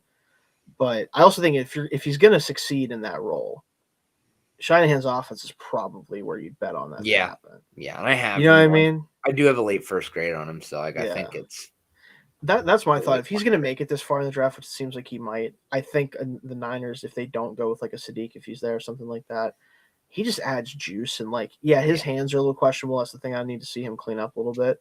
But he's going to get fed targets that are not going to be as difficult probably as they would be in other places. You know, with the Niners. So that's probably where I would ultimately land. Yeah, I'm good with that. The only thing I'm thinking of is like maybe just defense because it's so bad. But like who? That's the problem. Is like I don't know who. Like I don't love taking Banks to this team, frankly. I mean, like, maybe even corner. I just don't know about at this point. Like safeties banged up all the time, but I don't love the safeties here for them. And I haven't watched them enough, but corners, I'm not I mean, I just think Concepcion still probably. Yeah. Yeah. Yeah. We'll do that. Texans, do they just keep they just keep digging away at it? You got to make CJ Stroud work. Who's the best offensive lineman available? I mean, for me, I'm not even gonna count for me because I wouldn't mind like a Jennings Dunker here, maybe. I just don't think. I feels a little early for me, but Yeah, I mean, I don't know. Yeah, Dunker, he's a day 2 guy for me. For me, it'd be Dunker or Shelton, and they're both day 2 guys, like firmly day 2 guys. Yeah. I mean, gosh, I don't even want to say this because I feel like it's kind of insane, but like, are we getting to this territory where it's like, you're willing to do it for one of the whoever you think the second back is? Because this feels like if that were to happen, I would feel like I'd rather trade down a little bit. Right, and that's the problem. But we can't. We're kind of stuck here right now. Is the thing. Coleman here be like he'd be my number 2, but I have a late second grade. That's the problem. Like I have a early day 2 grade on Price. He's going to be in my top 50 players almost assuredly, but that's still too early. Part of that's. I'm not even trying to say that because I think you should go here. I'm just like that's still early. But it kind of feels early for. That's the part of the problem. We're at 28. And we're like, are any of these guys first round picks? Who is the best? Yeah, I mean, CJ Allen. Do you draft CJ Allen here? Is he the best player available here? Maybe, but I haven't. I mean, do you take Freeling, play him right tackle, or Ursray right, or whoever he wants to play wherever, and just figure it out? God, the offensive line was so bad last year. That's the problem, because realistically, if we're doing tackle right now, it'd be Freeling for me. Yeah, but also was the offensive line that bad, or was Stroud just terrible? I mean, I think it's a little bit of both. I think it was more so the latter in the playoffs, the former in the regular season. Yeah, but so I think interior is kind of more the issue. I think maybe, but do we like any of the guards here enough to take him over a guy who might be able to be a good right tackle or left tackle for you? I don't know. Yeah, I don't know. I think I have a higher grade. Yeah, I have a higher grade on Freeling than anyone left here. I don't for sure like starting right guard. Yeah. I don't feel great about it. Let me check their depth chart real quick. I feel like Dunker would be my pick here. Which I don't feel that happy to say. No. At this point, I would try to trade back if anybody wanted to trade up. But, what is anybody trading up for at this point? That's right. That's another problem. That's kind of the thing. So right now, Ursray is obviously the left tackle. Titus Howard is slotted to be the left guard. Jake Andrews at center. Jesus Christ. Ed Ingram and Trent Brown. I mean... Dunker next to Trent Brown would actually probably mask a lot of Trent Brown's deficiencies. Maybe, because then you could counter any inside moves on Brown and let Brown just kind of. I guess the more I watch Dunker though, I'm just like, man, that's a 3rd round player for me. Personally. Yeah. But I get it. I do get it. I don't feel confident about it. I would. Yeah, I mean, you have to view him as just a pure guard if you're gonna take. And he is, I think. Yeah. So that's fine. I'm good. I mean, I'll defer to you guys on this one. I don't have if you both think that that's the direction that you want to go, I have no problem doing that. I'll begrudgingly go Dunker here. I don't really know what else to do. I don't like it just because I want the Raiders. I wanted to fall to the Raiders in round 2. But, okay, well, that's not going to happen today. No. The Rams' second pick. Is this where you take a shot on Ty Simpson, folks? Who did we take for the first one for the Rams again? Delane, I believe. Delane. You could sit Simpson for a while. The problem is he needs reps. He does need reps. I would take Monroe Freeling and be done with it. Yeah. To play tackle. That's what I would do. But also, Ty Simpson is probably going to go in the first round. If I had to guess, someone else is probably going to do it besides just Mendoza. I just don't. I don't want to do it here. I don't. I think there's he is a other shit guy though. Yeah, I agree with Dalton. Yeah, I kind of agree too. But Yeah. are we good with the Freeling pick? Yeah, I'm good with that. Yeah. No, Ty Simpson needs to go somewhere with a lame duck head coach Right. and play for a year and be terrible for a year and get his ass kicked for a year. Mm-hmm. And then you bring in an offensive genius to figure it out, or you bring in a good head coach who brings in a great offensive coordinator. Basically, the Patriots model, like what the Patriots did with Drake May. Like that's kind of the only chance you're gonna have of like making it work with. Well, guess what? In a minute here, we're going to have an option for that. Yep. So if we want to do that, Lee Hunter.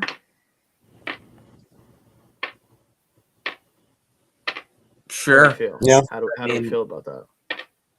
Yeah, I Banks wouldn't off the mind. board, maybe right? like Banks or Hunter, either one. Yeah. Yeah, I would I'm okay. lean I'm okay with Banks. could be a Okay. linebacker, maybe. That's the problem. Is like, are we willing to start doing that? Because like, I'm okay with just sticking CJ Allen there and saying screw it. But I also don't know if that's where we're at. I feel like this might be around the spot where we start Okay. thinking about Wait, linebacker, what but I would be receivers good are with left? My personal favorite, Omar Cooper Jr. is here. Surratt. Yeah, I mean, we gotta Bernard. give. Yeah, actually, yeah. Yeah, I don't know if defense is where I'm going here, just because the defense is gonna be fine. We like, have Yeah. to give Bo Nix weapons. Do we think the Broncos are one of the receivers at 30 in this draft away, or do they have to swing bigger somehow? That would be the only question I would have, because I mean, it can't hurt. I get that, but like, I don't know, man. Like Cortland They Sutton's have fine. nobody.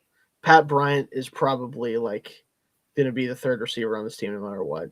Marvin Mims is weird. Like you could add someone who's Franklin. theoretically better. Yeah, I forgot about Troy Franklin. How could you forget about Troy He'll Franklin? show up sometimes and do some stuff, and then we'll die. I listen. I'm not going to say I might be low on Omar Cooper Jr. at this point. The way I keep hearing about him, so maybe this is a player you could take here, or Surratt, or whoever. Yeah, Surratt has fallen for me, but like I still think like I'd be okay taking him just because of the route running. I think he'd be a good fit with Sean Payton. Probably. And also like they just need somebody that's going to, get open to make routine plays because they have an unspectacular quarterback. Yeah, Sure. I like that. I wouldn't mind. I'm okay with maybe waiting and getting somebody like a Jeremy Bernard in the second, but Maybe. I do like. I don't feel too strongly about the receivers right here, but I would be okay with Surratt. I mean, you do have to give Bo Nix like somebody else out there. My only thinking with taking like Hunter or Banks is like, is the defense getting better going to matter? Like, did they lose? They didn't lose last year because of the defense. They didn't lose New England because of the defense. No, they lost because Jarrett Stidham and Snow mostly, honestly, I would say, but Jarrett Stidham and Snow. Yeah, and also you don't have anyone to go make plays for Jarrett Stidham to mask how bad he is. This is true. Yeah, I'm okay with your receiver here, and if we decide on Surratt, I'm okay with that. Yeah, I'm all right with that. All right, Patriots. Is this the Keldrick Falk pick, folks? Feels like a Patriot to me. Yeah. Doesn't he feel like a Patriot to you, Jake? I'm tired of looking at his name on the board. So yeah, kind of too. I mean, he'll go in the first round because he's athletic and big and strong, and 20 and a half years old. Like he'll go in the first round. Yeah. That's just gonna probably happen. Yeah, I'm just gonna do that. Seattle, defensive back. Probably.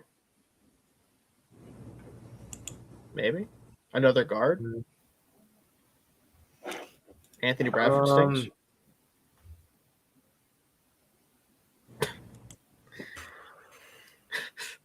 Presenting questions and statements. Love doing that. I almost want to go receiver here, but I just don't feel that great about it. Well, because like Rashid Shaheed, I don't know if he's going to be back, but also like And also like Cooper Cup Could be like a is needs to Pooper probably Cup retire. kind of sometimes. yeah. Sorry, that was bad.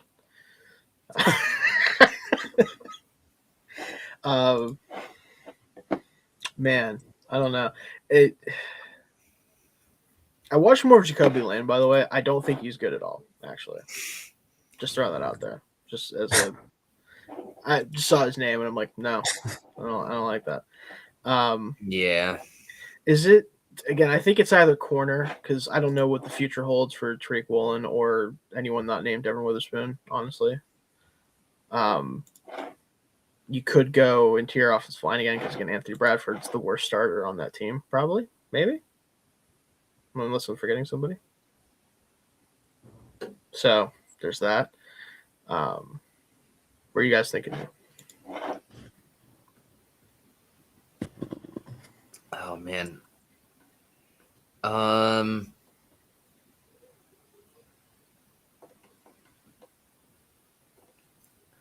Brazil could be interesting here. Yes, he absolutely could. Just big old boy running down the field for Sam Darnold to chuck the ball to. With JSN, Yeah.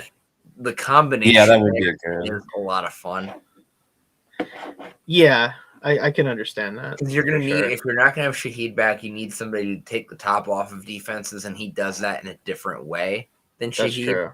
That's true. And you Yeah, still- yeah. I'm okay with that. If that's what we want to do. Yeah. I'd almost like someone like Malachi Fields me, but that feels too early. Yeah. Listen, the Malachi Fields conversation is getting out of hand. There's too many first-round mock drafts. I've been seeing where him he's in it. super high on a lot of them. That man is a sacrificial X. I'm sorry. He's I fine. agree. He's going to be a really good pick in the 90s if that's where if he's drafted where he should get drafted. He's probably going to start a lot of games because he's just going to be a big X receiver that'll make plays sometimes. He'll play for 8 years. It'll be great. Don't take that dude in the first round. No offense to Malachi Fields. No offense. Non-derogatory. I'm not trying to be mean. Stop fucking doing that. Anyway, moving on. Do we want to go with Brazil here? Yeah, I'm okay with that. All right. Is this the Ty Simpson pick now? Or is it the Cardinals? Oh. It's going to be one of these two. I'm just going to I think it's going to be one of these two. But which one? For Simpson? No, I think Simpson could make some sense here. Just like this is a team where he could just be bad. Yeah, I just don't want to do that to him. I'd like him to be the Cardinal. Yeah. This is pretty much a death sentence. We can do this one of two ways. We'd either say the Jets take a quarterback here because who the fuck is going to play quarterback for this team if it's not someone in the draft or whatever. Or we could play with the idea that they know that the quarterback of the future is not in this draft. They're going to sign a veteran, try to win like 7 games so they don't get fired, and try for a quarterback next year when they have 3 first-round picks. Yeah. If we do that, we can take someone who isn't Ty Simpson. You know what the most fun thing is? Yeah. Where I feel like everyone gets what they deserve. Okay. The Jets trade a 4th-round pick to the Cardinals for Kyler Murray. Yes. And Kyler Murray gets banished to New York, where he probably has a lot of fun. Yeah. And, is mediocre, and it's whatever. And then retires in 3 years. And then that frees up the Cardinals to take Simpson. Yeah, and I'm okay. Simpson gets to be bad, but also gets to play with Marvin Harrison Jr. and Trey McBride. Yeah. I'm totally fine with that. Now, if we're not doing that, then the Jets, do we go offensive line? Or do we go somewhere else? We took Tyson and Reed so far. Yeah, I can see offensive line here. Do we go corner? Because the thing for the Jets that makes sense is Simpson here. I hate to say I'm gonna live in the world where they don't want to have a rookie quarterback be the fate, decide their fate. Fair. Because that one makes me happier, and 2 because I think it's actually just true. Do we go Abney here then? I think corner makes sense or interior offensive line. Yeah, I like Abney more than I do the interior offensive line here for the most part. Okay. Yeah. Again, I haven't watched corners yet, so that's all you guys. So, Yeah. And then this will be Ty Simpson. Yeah. Right? We decided that. Yep. Okay. Titans back on the clock. So we had Francis Mourinho at 4. Do we add a playmaker here? Yeah. I want, personally, Mark Cooper Jr. That's who I'd be picking.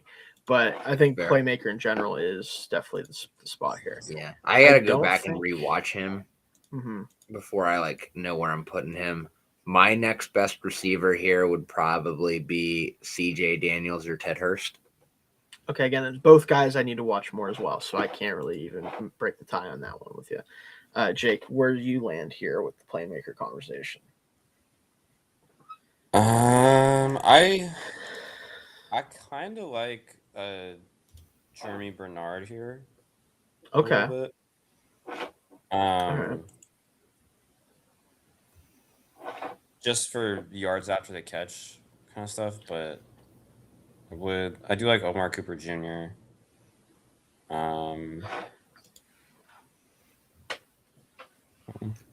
If it was between those two, I'd probably lean Cooper. Okay.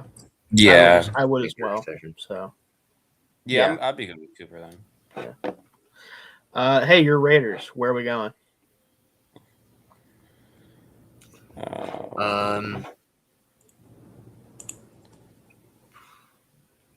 This could be Basantis.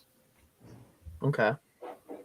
I'd be happy with that. I think as many offensive linemen as you can add, I'm cool with. I wouldn't be against an edge here, but not exactly the most. Are we living in the world where Max Crosby just figures it out? Yeah. Ooh, Banks I is still on the guess. board. Yeah, Caleb. I was going to mention him. That might be the pick here. Yeah. Just because they don't really have anything. Because Banks would be a really good Adam Butler replacement. At the 36th pick, yeah. Pretty good. Yeah. And if they can add to the line through free agency and stuff too, then that makes. I also think this is as low as someone with Caleb Banks tools and size is probably going to go. If we're being honest about it. Yeah, I'd be good with Caleb Banks. Even though he is older, obviously. Yeah, I'm good with that. Yeah. All right. Giants back on the clock. We took, who was it again? Spencer Fano. We did the responsible thing for Jackson Dart's health for 2 years. Do we go corner here? Because holy shit, Tay Banks is bad. Yeah, I could see corner here. Yeah. That's kind of my thought process. Now, who that would be? Chris Johnson's on the board here right now. Colton Hood, I know it was mentioned earlier. Brandon Cite. Wait, Chris Johnson, if they draft him, does that mean he's going to give up 2,000 yards passing every year? Yes. CJ2K. That would be a terrible nickname for a corner. Damn, that'd be a terrible nickname. Jeez. I wouldn't mind Colton Hood here. All right. I kind of like the. I need to watch him more, but I like the other Tennessee corner, who was really the only Tennessee corner technically, because McCoy didn't play last year. I'm good with that, honestly. Yeah. Because again, I haven't watched the corners enough, so they definitely need corner. So I don't have a problem with that. Texans back up on the clock. Now we could have a conversation about kind of anything. I mean, we went with Dunker. They could double up on offensive line if they really wanted to, because I ain't gonna stop them. I'll say that much. We could look at, again,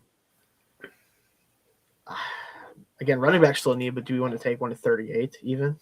I don't know if I really want to do that. Jonah Coleman and Woody Marks would be a hilarious combo. It would be the funniest combination of people in a backfield maybe ever. I will say that. But if your offense is just going to devolve into screens because you can't trust. You do have pick 59 too. Let's remember that. Yeah. Do we maybe target a running back there instead? Yeah. That feels better. I agree. But what about Basantis? Basantas here makes sense. 2 new guards. Wait, who did we have him take before? Dunker. That's right, yeah. Do we think? Let me ask you this question because he did it at the Senior Bowl, but I don't know if it was a bit. Frankly, is there like a 2% chance that Jennings Dunker could play center? I wouldn't shock me. Okay, because like maybe you could just do that then. You know, yeah, because like he didn't have to do that at Iowa because they had a really good center, right? Logan So Jones. like, but I know he took snaps at center at the Senior Bowl. I'm like 99% sure that happened. So like but that at least gives them some flexibility because then you take 2 interior players, they both start somewhere, whether it's at the guard spots or not. Yeah, if you don't take a tackle, Titus Howard probably moves back out to right tackle if Brown is either not on the team because he's old or doesn't play because he doesn't play most of the time. You have some flexibility there. I'm okay with that idea, or we just take BPA type of thing. But I kind of just for vibes, I kind of like Dylan Tiedemann here, but yeah, that's true. Who's there? Because Petrie plays in the slot. So who's their actual MJ Stewart's the other listed safety? All right, maybe maybe we take whoever we like safety. Holy shit! I didn't even know that. I did not realize that. But then again, did it matter who was at safety? Yeah, but like imagine having to throw to Kalen Bullock and someone who isn't MJ Stewart when you're not throwing at Derek Stingley and Lassiter and Caleb. Like if you have 5 actual starting caliber players or better in the secondary, that's really hard to deal with when you're also getting hunted down by 2 of the best edge rushers on the planet. And if you step up into the pocket, you get just absolutely sent into the ground by whoever is playing defensive tackle. Kind of sounds fun. Yeah, I feel like the Texans it's kind of either that or the guard strengthen the defense that's already really strong, or I don't feel super confident in any of the I just feel a little more confident in Tiedemann, but I mean I like Pregnon and Basantis. I like them both. Like I'm okay with taking them here. Yeah, but, and I would understand. But I'd be surprised based on what I've heard about Tiedemann that if I'd be surprised if he isn't higher on my board than those 2. Yeah. I think the Texans are in kind of the same boat as the Broncos of where they have to kind of decide in this draft. Are they going to – there's 2 ways that they can get over the hump. Yeah. They can try to get over the hump. They can try to make their offense a little bit better and a little more functional, or they can just try to have like one of the greatest defenses in NFL history. I mean, it's nice to have that. So, yeah. But that's the thing. Like the thing is if they make their defense better, they have to make their defense better enough that they are a 2000 Ravens caliber defense. That is fair. I don't think anyone in this draft is doing that at pick 38 for you. So yeah, it's tricky. Yeah, I mean, again, I'm okay with taking either the guards, or I'd probably lean Tiedemann if you don't. Yeah, maybe CJ Allen as like a true run, but they have enough linebackers. They're fine. Yeah, yeah, I'd probably lean Tiedemann. Okay, I'm all right with that. All right, if you're all right with it, then I won't. Yeah, I won't argue with it too much. Browns again. So let's recap the Browns. So we got Yonkers play tackle for them, and we got Cardinal Tate. So receiver tackle. I mean, they need literally 4 new starters along the offensive line. You could just take a guard now. Yeah. Yeah. I'm good with that. Really, put somebody up there. I mean, I'm good with either one. Pregnon's higher on my board, but I think Basantis maybe was higher for you guys. I forget. Basantis was higher for me. Yeah, same here. So in that case, I think that the tie would then go to I think it would be Basantis probably then, right? That's where you guys want to go. Yeah, they got. Lord knows they need it. Holy shit, that team can't block anybody. Chiefs back up, and we took who was it again at 9? It was Mekhi Lemon at 9. Jesus Christ, forgot about that. Maybe a running back here. Listen, it's either that or the Jets let Breece Hall go, and he goes to the Chiefs for $12 million for 3 years. Oh God, stop! It's gonna be one of those 2 things, probably. If we're being honest about it. They want them to take C.J. Allen, but that's probably because Leo Chenal is not going to be back because the franchise tag for linebackers is $1 bajillion because of the edge rush position. So there's that. Oh, really? That's what it gets affected by that? Yeah, they count guys who are listed at linebacker but actually play edge. Like, so TJ Watt would be like if you try to franchise your like middle linebacker. Oh, TJ Watt's salary. that's terrible. TJ Watt's salary would factor into that. Then, so CJ Allen probably makes sense then. For sure. Yeah. He'd be more of that like run stuffer type. Again, you could go running back. I feel like if you can't get Love though, you're probably just gonna wait.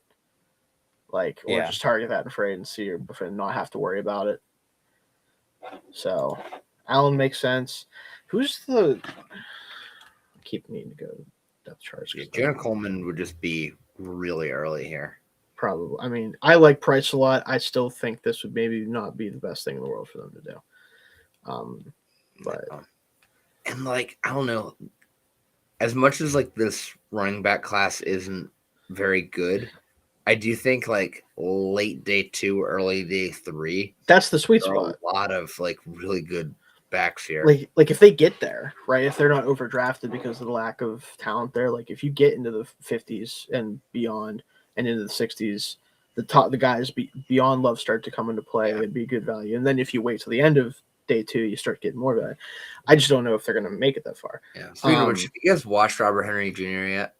I just keep forgetting to watch him. Yeah, that's one. Oh my! I just like I was going back through my running back list. I just saw him like, oh shit! I remember how much fun that film was. Yeah, I need to watch him in like Washington. So like I have to go back through. Like luckily because we're actually like making good time this year, I'll have time to go back and watch guys that I didn't. Yeah, that's my plan for March. Yeah, for the most part. Yeah, for me too. But anyway, I'm okay with CJ Allen, I guess. Yeah. Feels like he's probably going to go by now, based on what I've seen. Bengals. We went again to reiterate Sonny Styles at 10. Speaking of linebacker, could be a Lee Hunter. Yeah, Lee Hunter makes a lot of sense. He does. They won't do it. They probably won't. But we don't have. But that doesn't mean we have to be part of the problem. We can absolutely do it. Like we can absolutely do it.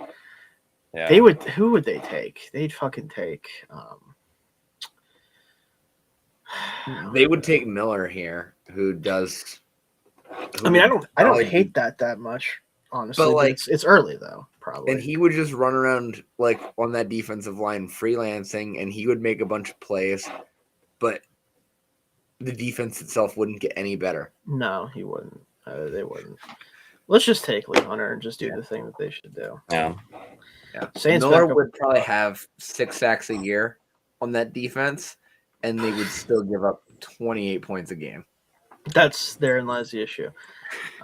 Saints back up at 42 here. We took Jeremiah Love, so we took care of playmaker at least on running in terms of running back. They need edge help still. Chase Young has been actually very good, which is awesome. Anthony Hill's interesting here. Yeah, linebackers still need then, at least for the future. I don't know if I want to do any more receivers at this point. We don't need offensive tackle. I'm surprised they have that as a need here. That's weird. Ted Hurst could be interesting here, though. Ted Hurst, Yeah. I mean, he could be interesting from what I've seen for pretty much everybody at this point. Yeah, I mean, just him and Olave, surprisingly polished for a Georgia State guy. Hey, why not? I'm good with that. What do you think, Jake? Yeah, I'm good with that. Ted, love it. I do want to watch him more for sure. Dolphins back up on the clock here. We took, if I can remember, Jermon McCoy. How is any Arkansas defensive player anywhere near the top of this? Like anywhere near the top 50? I guess we'll have to watch Julian Neal since he's this. I guess so. But like I've watched a lot of Arkansas's defense this year, and like their defense was terrible. My pick, it was quite literally like one of the worst ever. Yeah, it's not good. My pick here would be Emmanuel McNeil-Warren, by the way. The safety spot opposite of Minka Fitzpatrick might as well not exist currently. And he might not even be there the way they're going. So I think that just makes a lot of sense. Yeah, I keep hearing a lot of good things about. I know. I'm very excited to watch him. Hey, listen, Toledo defensive backs recently, Yeah, We're up. we were doing. Yeah. So Yeah, I'm good with that. I just think that makes because like legitimately like the safety play opposite of Minka Fitzpatrick for the Dolphins last year because I watched some of the games I didn't watch before I took over covering them. Holy shit, they're bad. It was horrendous. So I'll take a shot on a guy like that. The Jets again, man. The Jets are they if they're not good in 3 years, they should be relegated to the CFL. That's all I'm going to say with the draft capital they There's have. a in the lot next of years. picks. And this isn't even the draft they have the most picks in. They have 3 first rounds next year. Yeah, Anyway, that's crazy. there's a non-zero chance they have 3 top 15 picks next year because it's the Colts, Cowboys, and their pick. Who knows what the Colts are going to look like? Cowboys could win 11 games or 7 games, and no one knows. How are we supposed to know? And the Jets are going to be the first pick in the draft probably. So they better be good. Anyway, not the point of this conversation. Is Miller the pick here? Probably. They definitely need interior help. Yeah. So I like Miller. Yeah, I mean he'd be the next guy up. So I think he's my next D tackle. Ravens, and they took that was Peter Woods at 14. And so they could use playmaker for sure. Could use edge help. Is this where the old man Hakeem Ezra starts getting into the conversation? Maybe. Interior offensive line is still in need. Pregnon's still sitting there. That'd be a good pick at 45, I think. Personally. Keelan Rutledge, I need to watch still. It's on the board as well. What do you guys think? Who'd we have them taking in? It was Peter Woods at 14. That's right. So, did you go to receivers? Yeah. We got Bernard, Chris Bell, obviously dealing with the ACL. Zach Branch is very high. I don't know about that. Malachi Fields ranked a little bit more appropriately here at 67. I mean, they have Tyron Montgomery at 94. Someone watched the Senior Bowl and was drafting him in the first round 50 times. Yeah. Holy shit. Sorry. Anyway. Fields is kind of like the only guy that makes sense for them, I feel like. Yeah, me and Bernard, but it's still even like a round and a half. Really early. Really early, yeah. That's I mean, granted, if we did this and we put this on the internet, which we are, people would say that we're haters. So at this point, the way this is going, but I still don't want to do that though. Man. I don't know. Their defense is so bad. It's like last year. Like I'm kind of good with one BPA on defense. Yeah. Would that be edge or corner? Maybe Mesidor. Maybe. Or CJ2K. CJ2K. Poor Chris Johnson, dude. Jesus Christ. I kind of like Mesidor here. I could see him being good for them. Yeah, we'll do that. Bucks up again. We took Cassius Howell at 15, I remember, because we just did the easy thing. Still need linebacker. Anthony Hill Jr., Josiah Trotter's here. That could make some sense.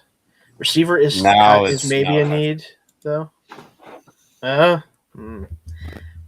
As people who watch the NFL Stock Exchange will know, he's like Mike Evans, but not good. They just compare every player to Mike Evans, but if he was this guy, is what they like. It's very funny. He kind of fits that though. He's just not as good Mike Evans, which depending on how many percentage points of Mike Evans you are is actually okay. But I would say he's closer to 60% of Mike Evans than maybe 85, 90, which is what you want him to be here. What are the tight ends looking like here? I mean, everybody not named Kenyon Sadiq, which Michael Trey is really high. Holy shit. Oscar Delp. Do I need to watch Oscar Delp again? No, I feel like I've watched him 4 times already in my life. I mean, Max Clare. Is that early for Max Clare at this point? I don't know. I don't hate No. Eli Raridan here. Oh man, I just don't know with him. No, I get it though. He's not even sure if I take receiver off. He's at 94. He is 6'7". Wow. Yeah. Strike one. Um, was he a verified 6'7", right? I forget. I have no idea. I think he was measured somewhere, wasn't he? I don't know. Anyway, yeah, I don't know about tight. I mean, part of the problem with the tight end at this point is like, is Cade Otton like just fine enough with the way they use him? Yeah. Or are we? You know what I mean? Not saying the other guys that we could draft aren't going to be better than him, but like I don't know. Yeah. I'd probably go just based off what I've seen and kind of what they need someone to be able to do at linebacker. I would probably go Trotter here. I don't mind that. Because Anthony Hill, I feel like, is more of a space player, whereas Trotter can like lay the hammer a little bit. And they certainly don't have that guy right now. So I think that would make the most sense here. Yeah. Colts up again, or actually for the first time because they don't have their first round pick, but they do have this pick here. Did they have their first round pick this year? No, they don't. They did trade. That was no, because they traded it for for 0 interceptions. Right, correct. Hey, it's the same amount of interceptions that the Jets got. So if you think about it that way, that's gonna be my favorite stat to pull out for a long time. The teams he played on had 0 interceptions. Well, yeah, that was he has interceptions. I think the Colts' first pick here. Jesus, I haven't had to think about the Colts for a minute now.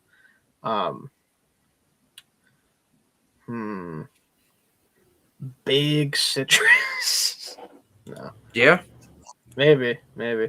Do they just say like, screw it? We still don't really have an edge rusher that consistently turns the corner and just take like a speedster like an R. Mason Thomas type. Because they really don't be having that guy. No. Like I do like the group, but like I don't know if any of them are that type of player specifically. Like the DPR type. You know what I mean? Yeah. I think as long as you're going somewhere on the defensive front here, I'm pretty happy with it. The defensive line is getting older, so Orange. Sorry, what was that? Overton? I don't know what to do with him yet because I haven't watched him, but like I have a feeling he's going to be. So I'm going to have I feel like I'm going to have a tweener category, and it's going to be derogatory, non-derogatory, and I fear that he's going to be in the non-derogatory or the derogatory proportion of it is what I fear about him. But I haven't actually watched him enough to know that, right? So like, he does fit the mold though of a Colts defensive lineman to a T, which is kind of part of the problem, unfortunately. Yeah. So I'm like, do you maybe stray away from that and just say, get me a dude who can light a fire off the edge? Yeah. McClellan's still there. After watching a little more of him, I could be into that. I do like him, so I could get into that too. They are older on the interior, so that would make sense for sure. Yeah. If you want a pass rusher, a guy that could rush the passer at least, I think McClellan would be the pick there. I'm good with really kind of any of these guys in this area here. You don't want Jackass? I have a feeling I'm gonna love Gabe Yakis. By the way, it's no J on there, despite it being misleading. Yakis. I have a feeling I'm gonna like him, but that's because I've noticed I have become a very big fan of dudes who can just basically overpower the shit out of the tackle with speed to power, and that seems like what he's going to be doing. So, but anyway, I would go probably with either the pure fire breather type, like an R. Mason Thomas, or Chris McClellan. I'd probably lean Mason Thomas slightly. With that. Okay, yeah, because again, like they really need somebody to.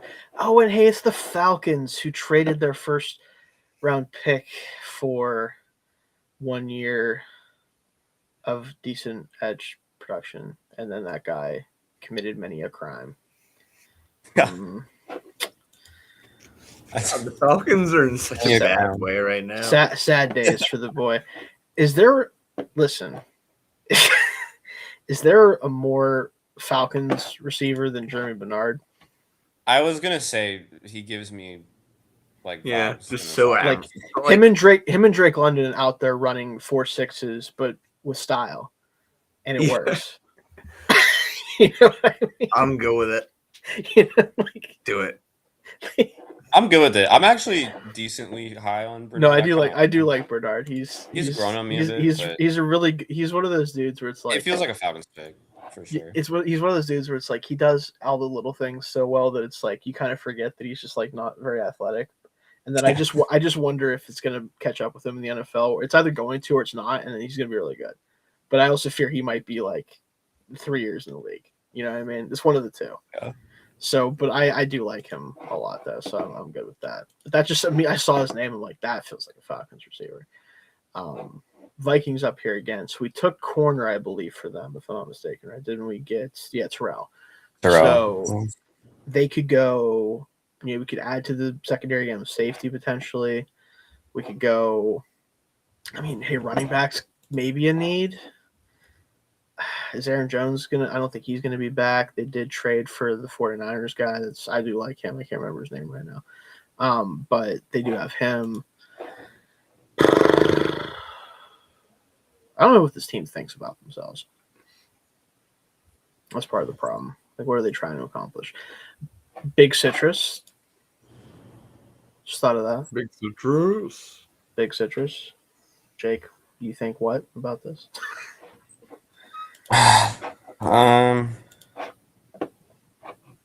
Wouldn't mind Big Citrus. I don't really know what to do with this pick.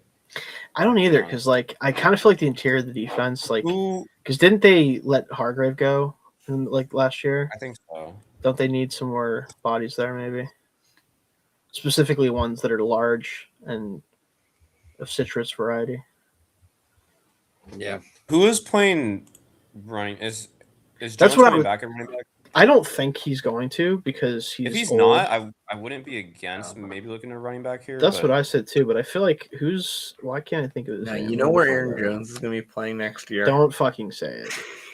I already know what you're going to say, Dalton. I've already seen a rumor about it. Kenneth Gainwell replacement. I'm not going to talk about it. Jordan Mason is who the running back is for the Vikings, by the way, currently. No. Which I like him, but like, is that enough to not just take another one that's better? If Coleman, that could be fun. Yeah, but I think you could probably find one in round 3. You could. That's part of the problem. That's why there's none other. That's why there's not been any other running backs taken. You know what I mean? Yeah. We're gonna eventually have to do it, but I don't know if this is where we do it. Yeah, but Coleman also, like, out of all the backs, like if you did want to like reach on one, he might be the one to reach on. I do like him a lot. Maybe. I mean, He's I have probably going to be a good starting running back, and it's going to be weird. He's going to be that guy that you hate to think it, like that you hate to say it, but he's just good. Yeah, I mean, I have 3 guys ahead of him, but they're all in the same, like, they're going to be in the same 15 cluster of players on my board. I guarantee it. There's like, that's just what's going to happen. Because like you said, Dalton, there's going to be like this, it's going to be Jeremiah Love and then fucking no one else. Well, actually, I do like Price. Like, it'll be Price and Love for me, and then just fucking 4 mid-day 2 guys. And I'm like, sure, take them wherever the hell you want to. I don't care. So, like, if you want to take Coleman here, I'm okay with that too. But I feel like we're going to get a run on running backs here in a minute because we're going to run out of shit to do. Yeah. So, like, is this where it starts? Is this Coleman starting? I could see. I'm okay with that. Do it. All right, let's do it. Yeah, I could see it. Lions. They don't need a running back. They don't. It's the last thing that team needs, actually. Is this where center starts to become a conversation? Yeah. And if we're doing that, does that mean we're talking about the Connor Lewis the world and the Logan Jones? I know you're a big fan of. Who is everyone's, again, to remind me, who's everyone's top safety, or not safety, top center in the class? I'm looking. For me, it's tentatively Connor Lew currently, still. Mine is Jones just ahead of Lew. Okay, and then Jake, what's your But I have the same round grade on them. right? Mine is Lou. Let's just take Connor Lou. I'm gonna go with that. Like, Yeah. it feels like an easy thing to do. I just wanted to get that one out of the way. Panthers. Who fucking plays safety next to Trayvon Merrick? I think the fact that I don't know that makes me want to take a safety for them. That's why I'm asking the question. It is I would not mind a AJ Halsey. Nick Scott. Fuck him. No. No offense to Nick Scott. Actually, kind of offensive. Hopefully, Nick Scott is not watching. He probably is, because what else would Nick Scott be doing right now? Halsey or Ramsey, one of the two. Probably Halsey, from what I've heard. I'd probably go Halsey. I'm trying to remember which one. Ramsey might be more of a slot guy. Okay, that's what I was gonna say. Is I'm currently writing about him, like as we speak, actually. Oh, sick. Okay. I'll go Halsey here. Packers on the board for also the first time, and also I hate that I have to draft the Packers because I also have to learn this better because of who's now running the Dolphins. I have to figure out what the thresholds are for every fucking position, so I know what not to say. But like, they probably aren't going to bring back the left tackle that was the 7th round pick out of Penn State. Dalton, remind me of his name right now if you can remember. Drew Shelton. No, I'm talking about the player that currently plays for the Packers.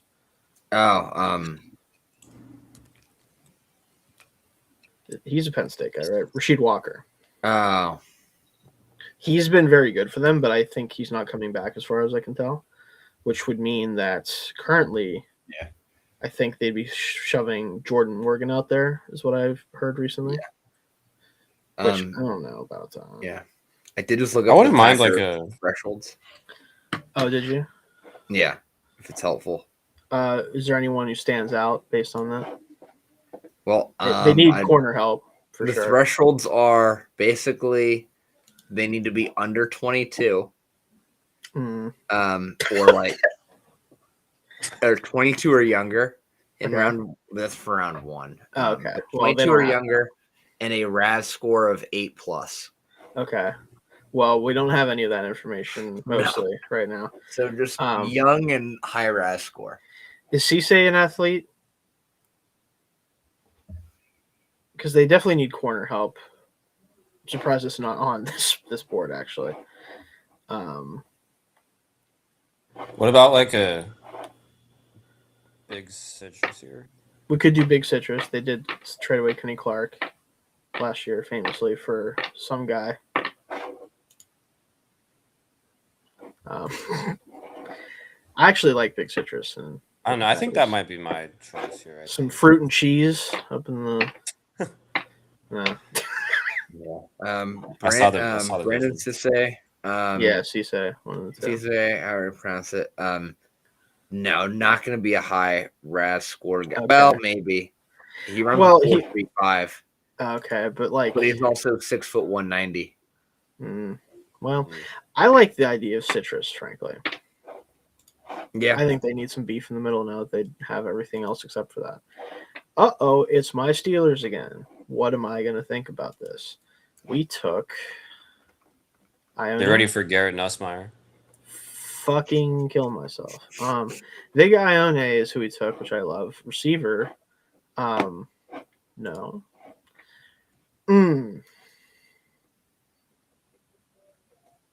This is the hard part about. I might have played myself. This is the hard part about not taking a receiver in the first round. Because there was a point in time where I debated, I'm like, well, if we take someone that's not a receiver in round 1, maybe they could get one of my favorites, like Omar Cooper Jr. at 53. That feels like a pipe dream now, unfortunately. Maybe that'll change. I mean, Chris Bell isn't horrible. What about DK Metcalf, though, Dalton? They'd use him the same way. He's just worse DK Metcalf.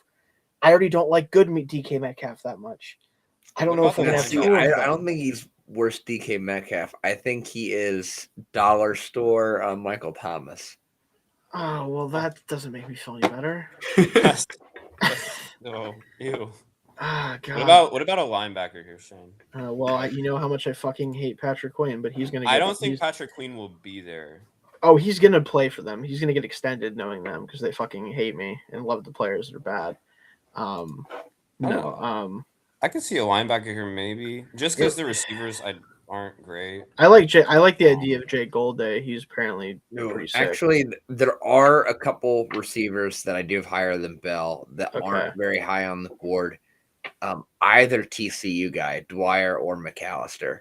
Okay, I would have to watch them. Don't know who those people are, so gonna have to watch them. Have not watched either one of those two.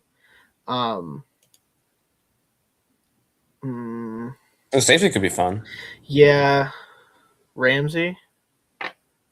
Have two Ramseys back there. I would not be. They also do the same thing, kind of. Yeah, I would like Jalen to stop playing for my team. Actually, he might. I think there's a decent chance him and Queen are both not there. I want one of them to be gone. Ramsey left. One of them for sure will be. I want to believe that, but Jake, this team hired Mike McCarthy to be their head coach. Yeah, I don't know. And they don't, and they're not strapped for cash. I just don't think you can. I know that they don't need the money. I just think for that defense, you don't need Queen and Jalen Ramsey. You don't, but guess what? They're gonna keep them both, and they're gonna sign someone who's 32 to play corner. You could also. We took. Who did we take round one again? Vega. Okay. I mean, if you have. Oh, sorry, Don. You can go. You're good. No, I didn't mean to cut you off. You're good. Okay. I mean, if you have Ramsey, I think you could still take a safety because, I don't think Kyle Duggar is going to come back. No. Deshaun Elliott's going to come back though, and he's good. But he's a box safety. If Jalen's going to play actual safety, then you should take a slot corner or just a corner in general. Is what you should take if you're taking secondary. Which Cisse and CJ2K was we've now named CJ2K. CJ2K would have been a good name for any corner on that defense last year besides JPJ. This is true. Yeah. But they have Brandon Eccles. Idea from Dalton. Could go wide receiver. Okay. And you could take. What are the odds that Chase Claypool doesn't work out twice? You just take Fields. Ew. Right. They would do it though. That's but the logic is if you keep drafting that guy, eventually one of them is going to basically be Megatron, right? Here's the problem: is Malachi Fields is feel like a less athletic Chase Claypool than. I feel like more intelligent. He is smarter, but so is most people, unfortunately, for Chase Claypool. Sorry, Jake. Go ahead. I was just going to say, I think you could use one of the 3 third-round picks on it. Oh, yeah. This was not actually a helpful idea, too. Let's just add more tight ends to the room. No, I'm just kidding. I don't know. I think I might go linebacker just because I think if you have Elliott, you have Jalen Ramsey, and then at corner, I mean, Brandon Eccles can play the slot. Not exceptionally well, but he was fine. He was fine. I think that linebacker room, especially if they lose Queen, Peyton Wilson doesn't do anything particularly well. And right now he doesn't. He should be better, but he's not. Who is Red Murdoch? I love that name. Also, that is such a Mac linebacker name. With that name. I want to draft him in the top 50. Yeah. Anyway, I'm good with linebacker, Jake. Do you want to do Anthony Hill here? He at least has the maybe he can cover somebody. I don't know. I just think that position could be really bad next year. Oh, it's gonna be if they keep it the same, unless Peyton Wilson plays more like he did as a rookie, which is possible. But hopefully, yeah. I don't know. I'm good with Hill. What do you think, Shane? Okay. I'll take him. Listen, they can't hurt me worse than they have. It's fine. Eagles back up again. Who's the most obvious player? Quick. Yeah. I just have a question. What was I just can't remember. What happened to what was the Buffalo linebacker last year? Sean Dolak that I loved. He's on the Rams. Yeah. He's on the Rams. Yeah. He played well when he played, but not very often because they didn't need to. But I have high hopes for him because that dude's sick. Good pull. Red Murdoch. Anyway, do we do corner here for the Eagles? Can't hurt. To maybe fill out that room fully. This could be the CJ2K. CJ2K. Maybe. He probably would give up 2,000 yards because they'd be throwing at him every play instead of the other guy. So, but Yeah. The sacrificial number 2 corner. Yeah. Do we love it? I don't mind it. Yeah. Linebackers also like. I do think like you can only moneyball it at linebacker. I mean, they drafted. They drafted Alabama guy Jed last Campbell. year. Yeah, so but that's like, fine. Yeah, I just don't think Bond. I think eventually gonna have to replace Bond. Yeah, but he did sign an extension, so he's got 2 or 3 years left on his deal. So True. like they'll probably ride that out until he's either bad or until the contract's up. But I like the thought process there. I would say one of these two, and just CJ2K. let's just do it. Yeah. Use the memes. Chargers took who the fuck did the Chargers take earlier? TJ Parker, and they took Edge. TJ Parker. Listen, do they take whoever the next center is? Because holy shit, Bradley Bozeman's the worst center in the history of the sport, maybe. Or do they address that otherwise, like another way? Because Yeah, I don't know. While Logan Jones is my next center, I do have a better pick though. I think. Okay. I totally forgot Emmanuel Pregnon is still on the board. Yeah. I mean, I'm okay with Pregnon staying on the board here. I'm not a big fan of him. I like him a lot, so that's I'm okay with that. But I just Brian forgot. Parker II is a Jimmy. Oh, right. Center. That's right. Ooh. I do like the idea of him being a center.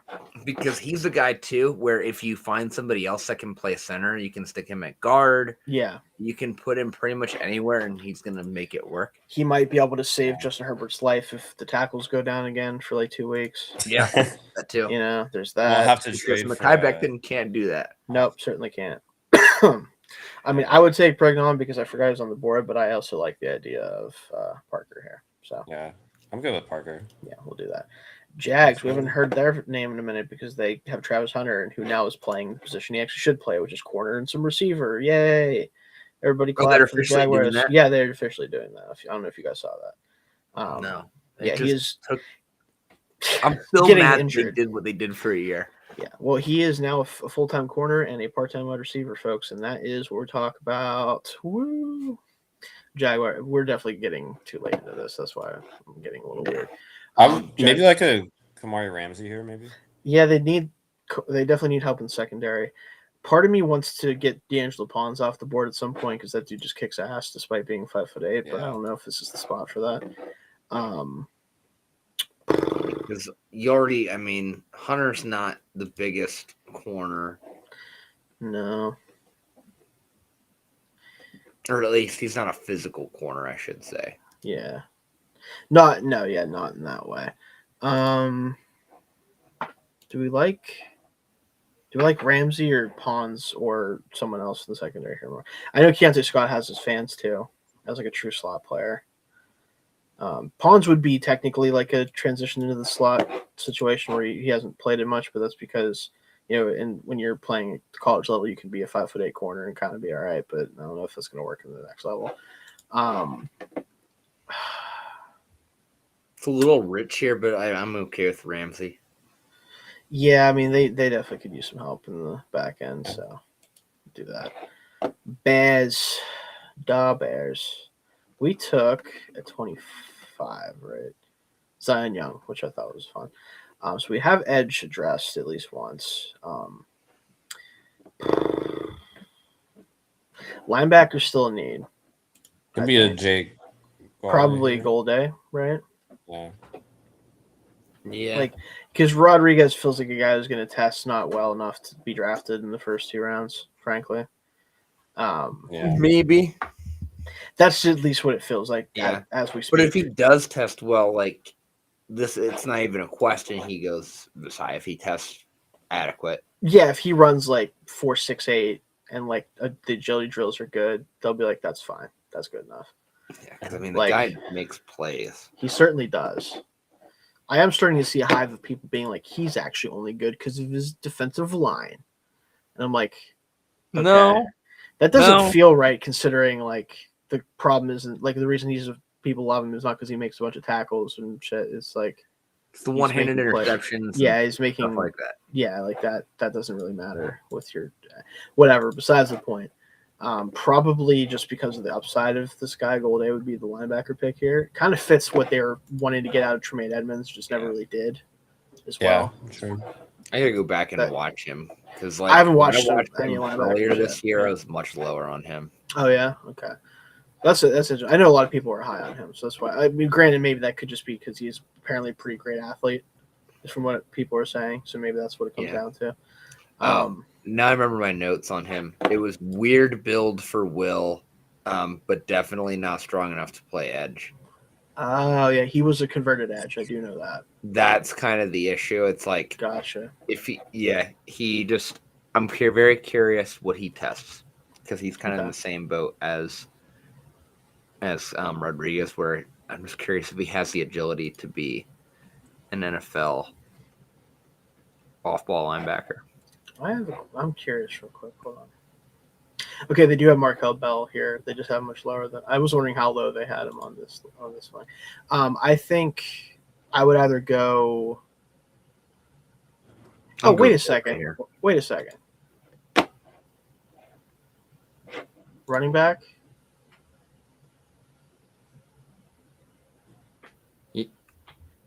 They have I don't know why. I know they have Rutgers. No, they have let me pull it up because I want to make sure I get everything right because their depth chart is actually good there. Swift. Swift was really good last year, and so was Kyle Monungai. Yeah. But Swift, I think, is going to either be in the last year of his deal or the second to last year of his deal next year. Also, these is not a bell cow running back. I'm sorry. Shouldn't be. Monungai, I think, is a really good player, but a guy that also isn't the number one back for you, probably. I love the idea of Jadarian Price in this offense. I do personally, because he's a guy that, like, if they give him the space that they give DeAndre Swift, he might be able to make even more out of it. And I think he's better built to handle a bigger workload, especially because he's coming off of a college career. He didn't have to do a lot of that. That would make sense. And it might be it might be a luxury pick for this team because the backfield is good right now. But I just thought about that. I didn't want to not say something. I'd probably lean more Haynes here. I like that too. I'm good with that type of thing. Where do they have just? Or did he not? Is he not? Did he come back? No, Jamal. No, that's Jamal Haynes. He declared, didn't he? Maybe he. Am I losing it? Well, I gotta double check. I thought he declared. Justice Haynes. No, he was in the transfer portal. That's what it's saying. So no, he's not coming out. Enter the portal. Yeah, he's not going. Oh, that's correct. I forgot about that. Shit. Well, so then my next back would be Singleton. Oh God. Yeah. No. Okay. Never mind. We're no offense, Jake. No offense, Dalton. No, I get it. I think I'm back to Golday in that situation. Yeah, me too. That's fair. Yeah. All right. Niners. We took Concepcion, right? Yeah. Yeah. So we address receiver. They need help at defense. Just anyone on defense. Do we do a corner, or do we do a? Yeah, probably Cisse. Yeah, I'll go with a corner. Probably Cisse here. Yeah, Cisse. I'll go with that. Okay. This pick would be Jadarian Price, personally. I like that. But I'm willing to argue about it though if people have a different opinion. My only day two back left is Singleton. I know you don't like that. The only other back I have ahead of Price is Robert Henry Jr. I know you guys haven't watched him. I haven't watched him yet. You guys like Price here. For me, it'd be Price, Emmett Johnson, and K-Tron would be the next three backs that are left. Yeah. Jake, who's your back that's the highest back that's left? It would be Price here. So it is. So we agree with that. Yeah. So we'll just do it because that makes sense then. Yeah. I think that would be pretty cool, actually. I'll go with that. Bills at 60. We took Boston, Denzel right? Boston. Denzel Boston. So we addressed wide receiver 1, potentially 2, if not. I like anything on the front 7. Yeah. What's left? Oh, yeah. Jackass. Jackass. Jackass. I kind of want to. Yeah, I like that a lot. I have a feeling I'm going to like him a lot. Maybe I'll end up being wrong about that, but I do like that a lot. So Malachi Lawrence apparently has a lot of fans. he does, and I'm again this edge class. I don't know. Maybe I'm going to like it a lot. We'll see. We'll find out in a week. I do think Yakis though is who I'd probably go. Or it's actually I just realized I've been saying it wrong too. It's just Akis.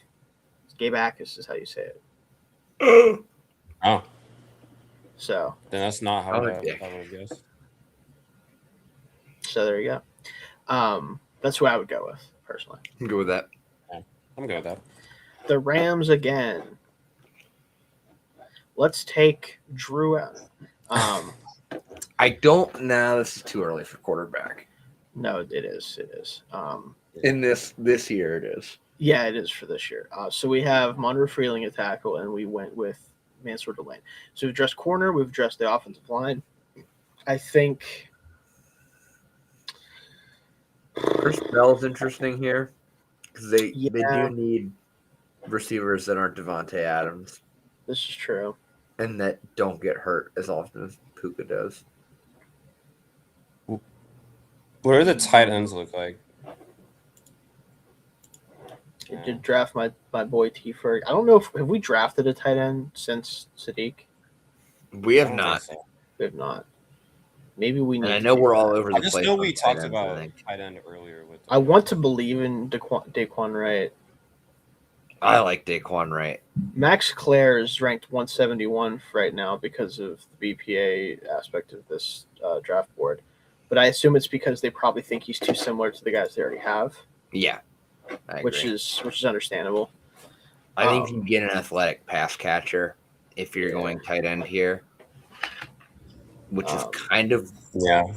I feel like Raritan would make sense here. Okay. Would you rather have him or Daquan Wright? I think I'd rather have Raritan. Okay. I just think that. Well, let's Wright, see if I can I just find him. Here he is. don't know. I mean, right now, it's pretty much what Terrence Ferguson and then the corpse of what's his face.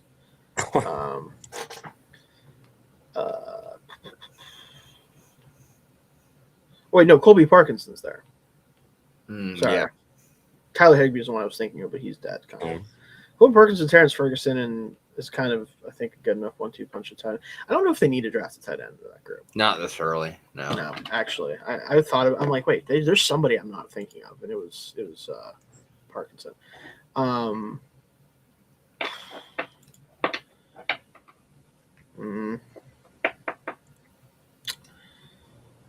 don't want to take. I feel like Bell in the slant game could actually be. That's fine. Yeah, because they probably don't need him as much this year with him coming off an ACL. Yeah, because they still have the guys that are already there. I'm okay with that. Some teams even take a chance on him in the first couple of rounds because just the athleticism there. Yeah. Good with that, Jake? Yeah. Okay. We got 3 whole picks. So Broncos, we took, I believe it was playmaker, right? Yes, right at 30. This could be.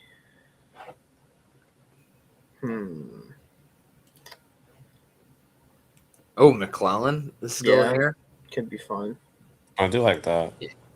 We could look at linebacker. Still a problem for them. I don't know if I want to take anyone else though here. Good old Red Murdoch. Red Murdoch. We could jump the shark potentially by taking Jacob Rodriguez here by guessing he's going to be fine at the combine. That's an option. Yeah. I guess, but I don't know if I necessarily want to be the team to do that. Yeah. I mean, they could get away with it because if it doesn't work out, it's like, whatever. Yeah, who cares? Yeah. And if it does work out, they have an instinctful playmaking linebacker next to the guy they got over from the Niners. Yeah. I don't remember how to pronounce his name.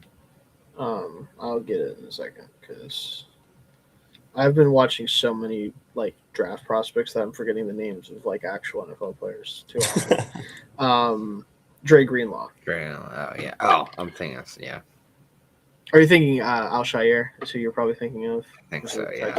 Because that's the other Niners linebacker that also left them and is still good for another team. I kind of want to go Chris McClellan here for the pass rush upside. Yeah, I'm good with that. I'm good with that. Patriots up again. This is where I would have taken Gabe Akis if he was still on the board because I think he'd be a really good fit for them. But I think that 31 we took an edge anyways. We took the edge, so we got Keldrick Falk. We had offensive line depth here. Probably. I like Pregnon a lot. Yeah. Him off the board. Isaiah Roll died, unfortunately. What do you mean? He tore his ACL in the championship game. Oh, then yeah, he's. We just found out he's a middle of day 3 guy because of that for sure. Yeah, for sure. Excuse me. Who's this? Not It's a sure. Hawaiian name if I've ever seen one. I'm not going to try to say it. Actually, I just said I'm not going to. Tiernan could be interesting. Tiernan's here. fun because he could potentially play multiple spots. Yeah, I like the idea of that. Tiernan is literally just Goodwill Will Campbell. Yeah. Which, if you watch the right game, sounds okay. If you watch the Super Bowl, that sounds horrible. Yeah. I mean, not good. No, off-brand Will Campbell, I should say. Yeah, off-brand. Yeah. Like if Will Campbell is Coca-Cola, Caleb Tiernan is like Rally Cola. It would be the equivalent for me. RC Cola. RC Cola. Actually, I have some RC Cola in my basement. Hey, you know what? That's where it's supposed to be. We'll go with Caleb Tiernan. And our last pick here, the Super Bowl champion Seattle Seahawks. We took the receiver Chris Brazzell at 32. I forgot about that. Or Brazzell, however you say it. And this to me feels like we should probably take a defensive back, specifically a corner. Maybe no, they can't do that because Devin Witherspoon already plays in the slot. I was going to say D'Angelo Pounds would kill for this team because that just feels like someone who would be awesome. But I don't think so. We could. I mean, here's the problem. Devin Witherspoon can play outside. It's just that when he plays in the slot, he's a maniac and he's a monster.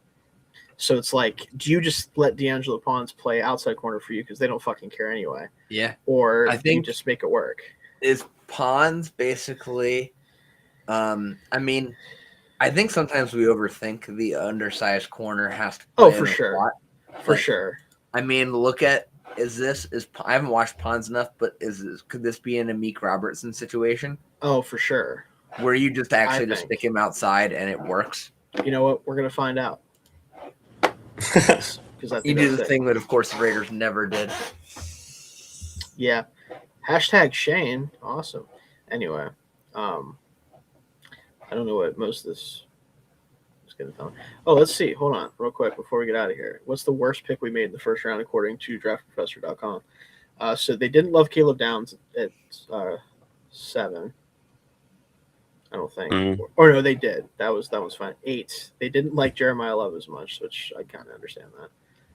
They like a lot of it. Okay. They didn't like Caden McDonald that much. Okay. Not a fan of Jennings Dunker. Got some, which I can't really say that I am either. Only a couple B's though. That's not B. bad. B. When did we get bad? B. Hey, we only got B's. Huh? According to Draft Professor, we kicked ass. That's cool. Anyway, I thought that was a fun exercise. Obviously, that was pre-combine. We'll get the combine here shortly. I believe kind of it'll be in the middle of things on our, not the next show, but the show after. So we'll kind of get some information as we get that in. It will affect things to some degree.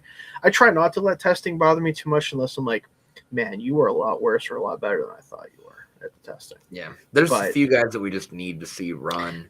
Yes. And we need to see. And I think the two things are like long speed and agility.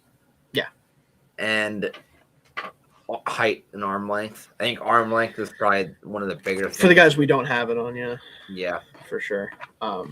I will say, we'll talk about this in the next week's show when we do edge, I'm sure, a little bit, because the combine might matter more for edge players than almost anything else, honestly, at least in my opinion.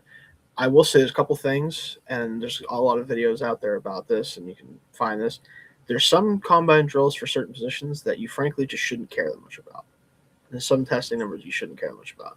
One, I'll throw out there, I don't really care for the most part, especially if you aren't like a guy that's projected to go in the first round at running back. I don't really care what your 40 time is as a running back. I simply don't.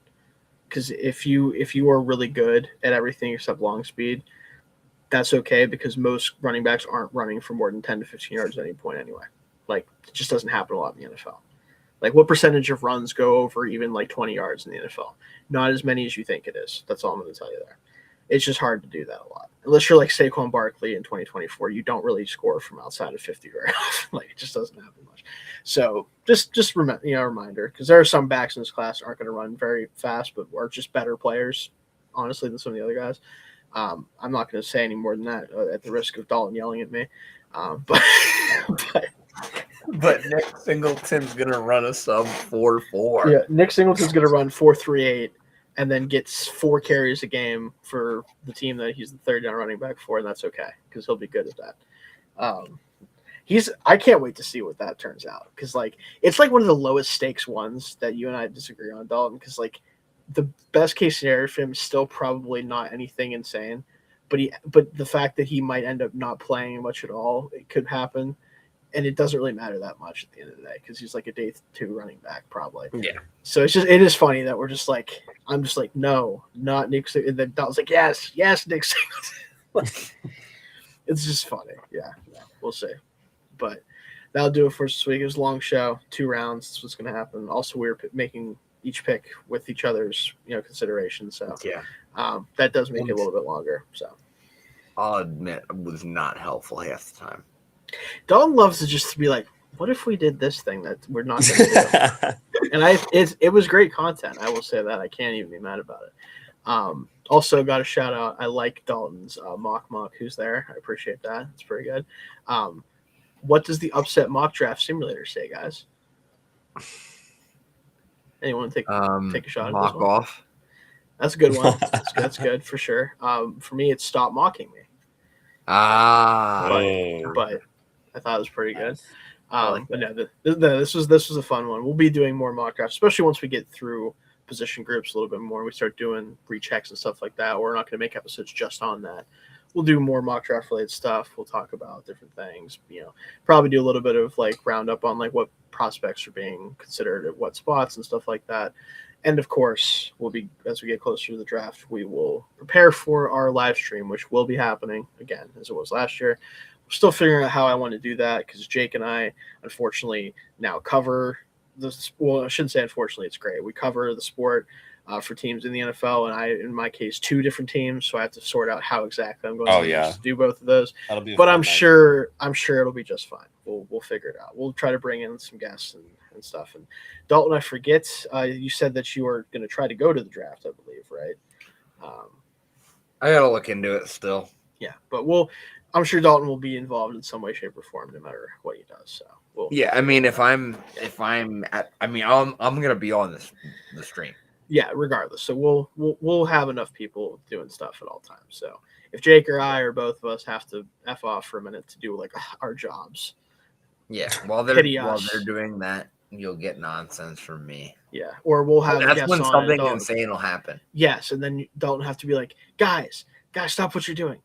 The X team did stupid thing here. It's great, and that's what the draft. Falcons is for. Drafted. That's still the best. We'll never have a better clip from anything we've done. There's no way. Yeah. Oh, I mean, what would the best what dumb thing could the Falcons do this year? Well, because they're in the second round, it's a little limited. True. Yeah. But they could take a quarterback. Who could they trade back into the first round for?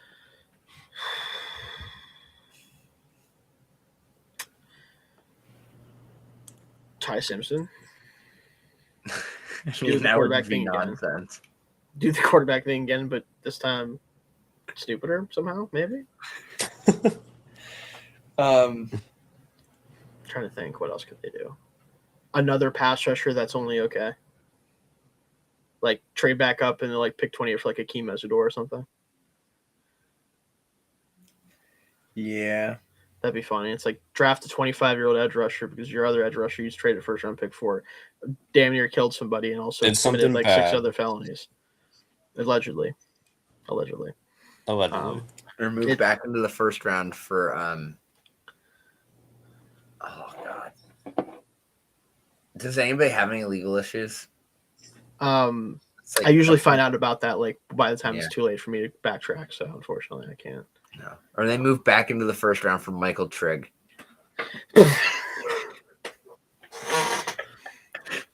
Yeah, to replace Kyle Pitts somehow.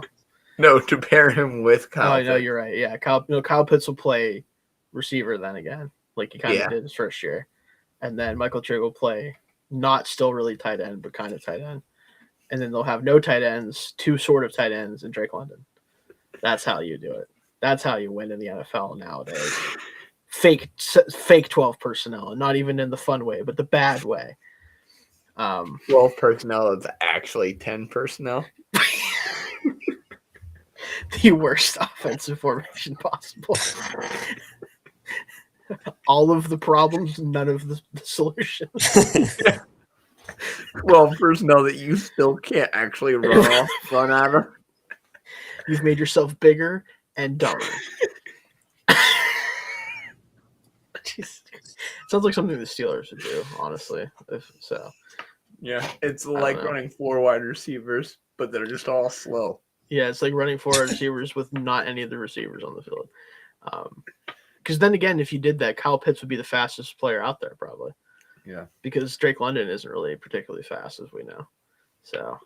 No, you guys are going to be writing about whatever guard the Steelers draft, and then 3 picks later, they're going to move back into the first round to take Ty Simpson. I would probably, my stream would be done in that situation, I think. Not only because I have so much to write about. Is the quarterback whisperer. He is the quarterback whisperer. I wish he would whisper into Aaron Rodgers' ear to tell him to retire. That's the closest he is to a whisper at this point. It's whispering literally into just his ear. gonna be, it's just gonna be Rodgers and Will Howard. I don't know. I keep hearing a lot of great things about Will Howard from my Pittsburgh Uber driver uncle. They absolutely They love Will Howard, man. Will Howard. They love him. I've never. Howard kid, he's gonna be really good. I've never seen a 6th-round pick get as much hype as this, ever. He's never played even a preseason snap. Well, Jake, he's a national champion. They just want a quarterback so bad. They do. They want Will Howard to be the guy so bad, and I feel bad for Will Howard because he's gonna if he ever does end up playing, his expectations are gonna be far too high. So high for 6 round correct. Picks. Incredibly high. This is a team. Their fans are gonna be devastated when he plays a 6th-round pick. I think they want him to be. You know what I think the fan base just wants him to be? And we'll probably have to end after this. I think the fan base is just hoping that at worst he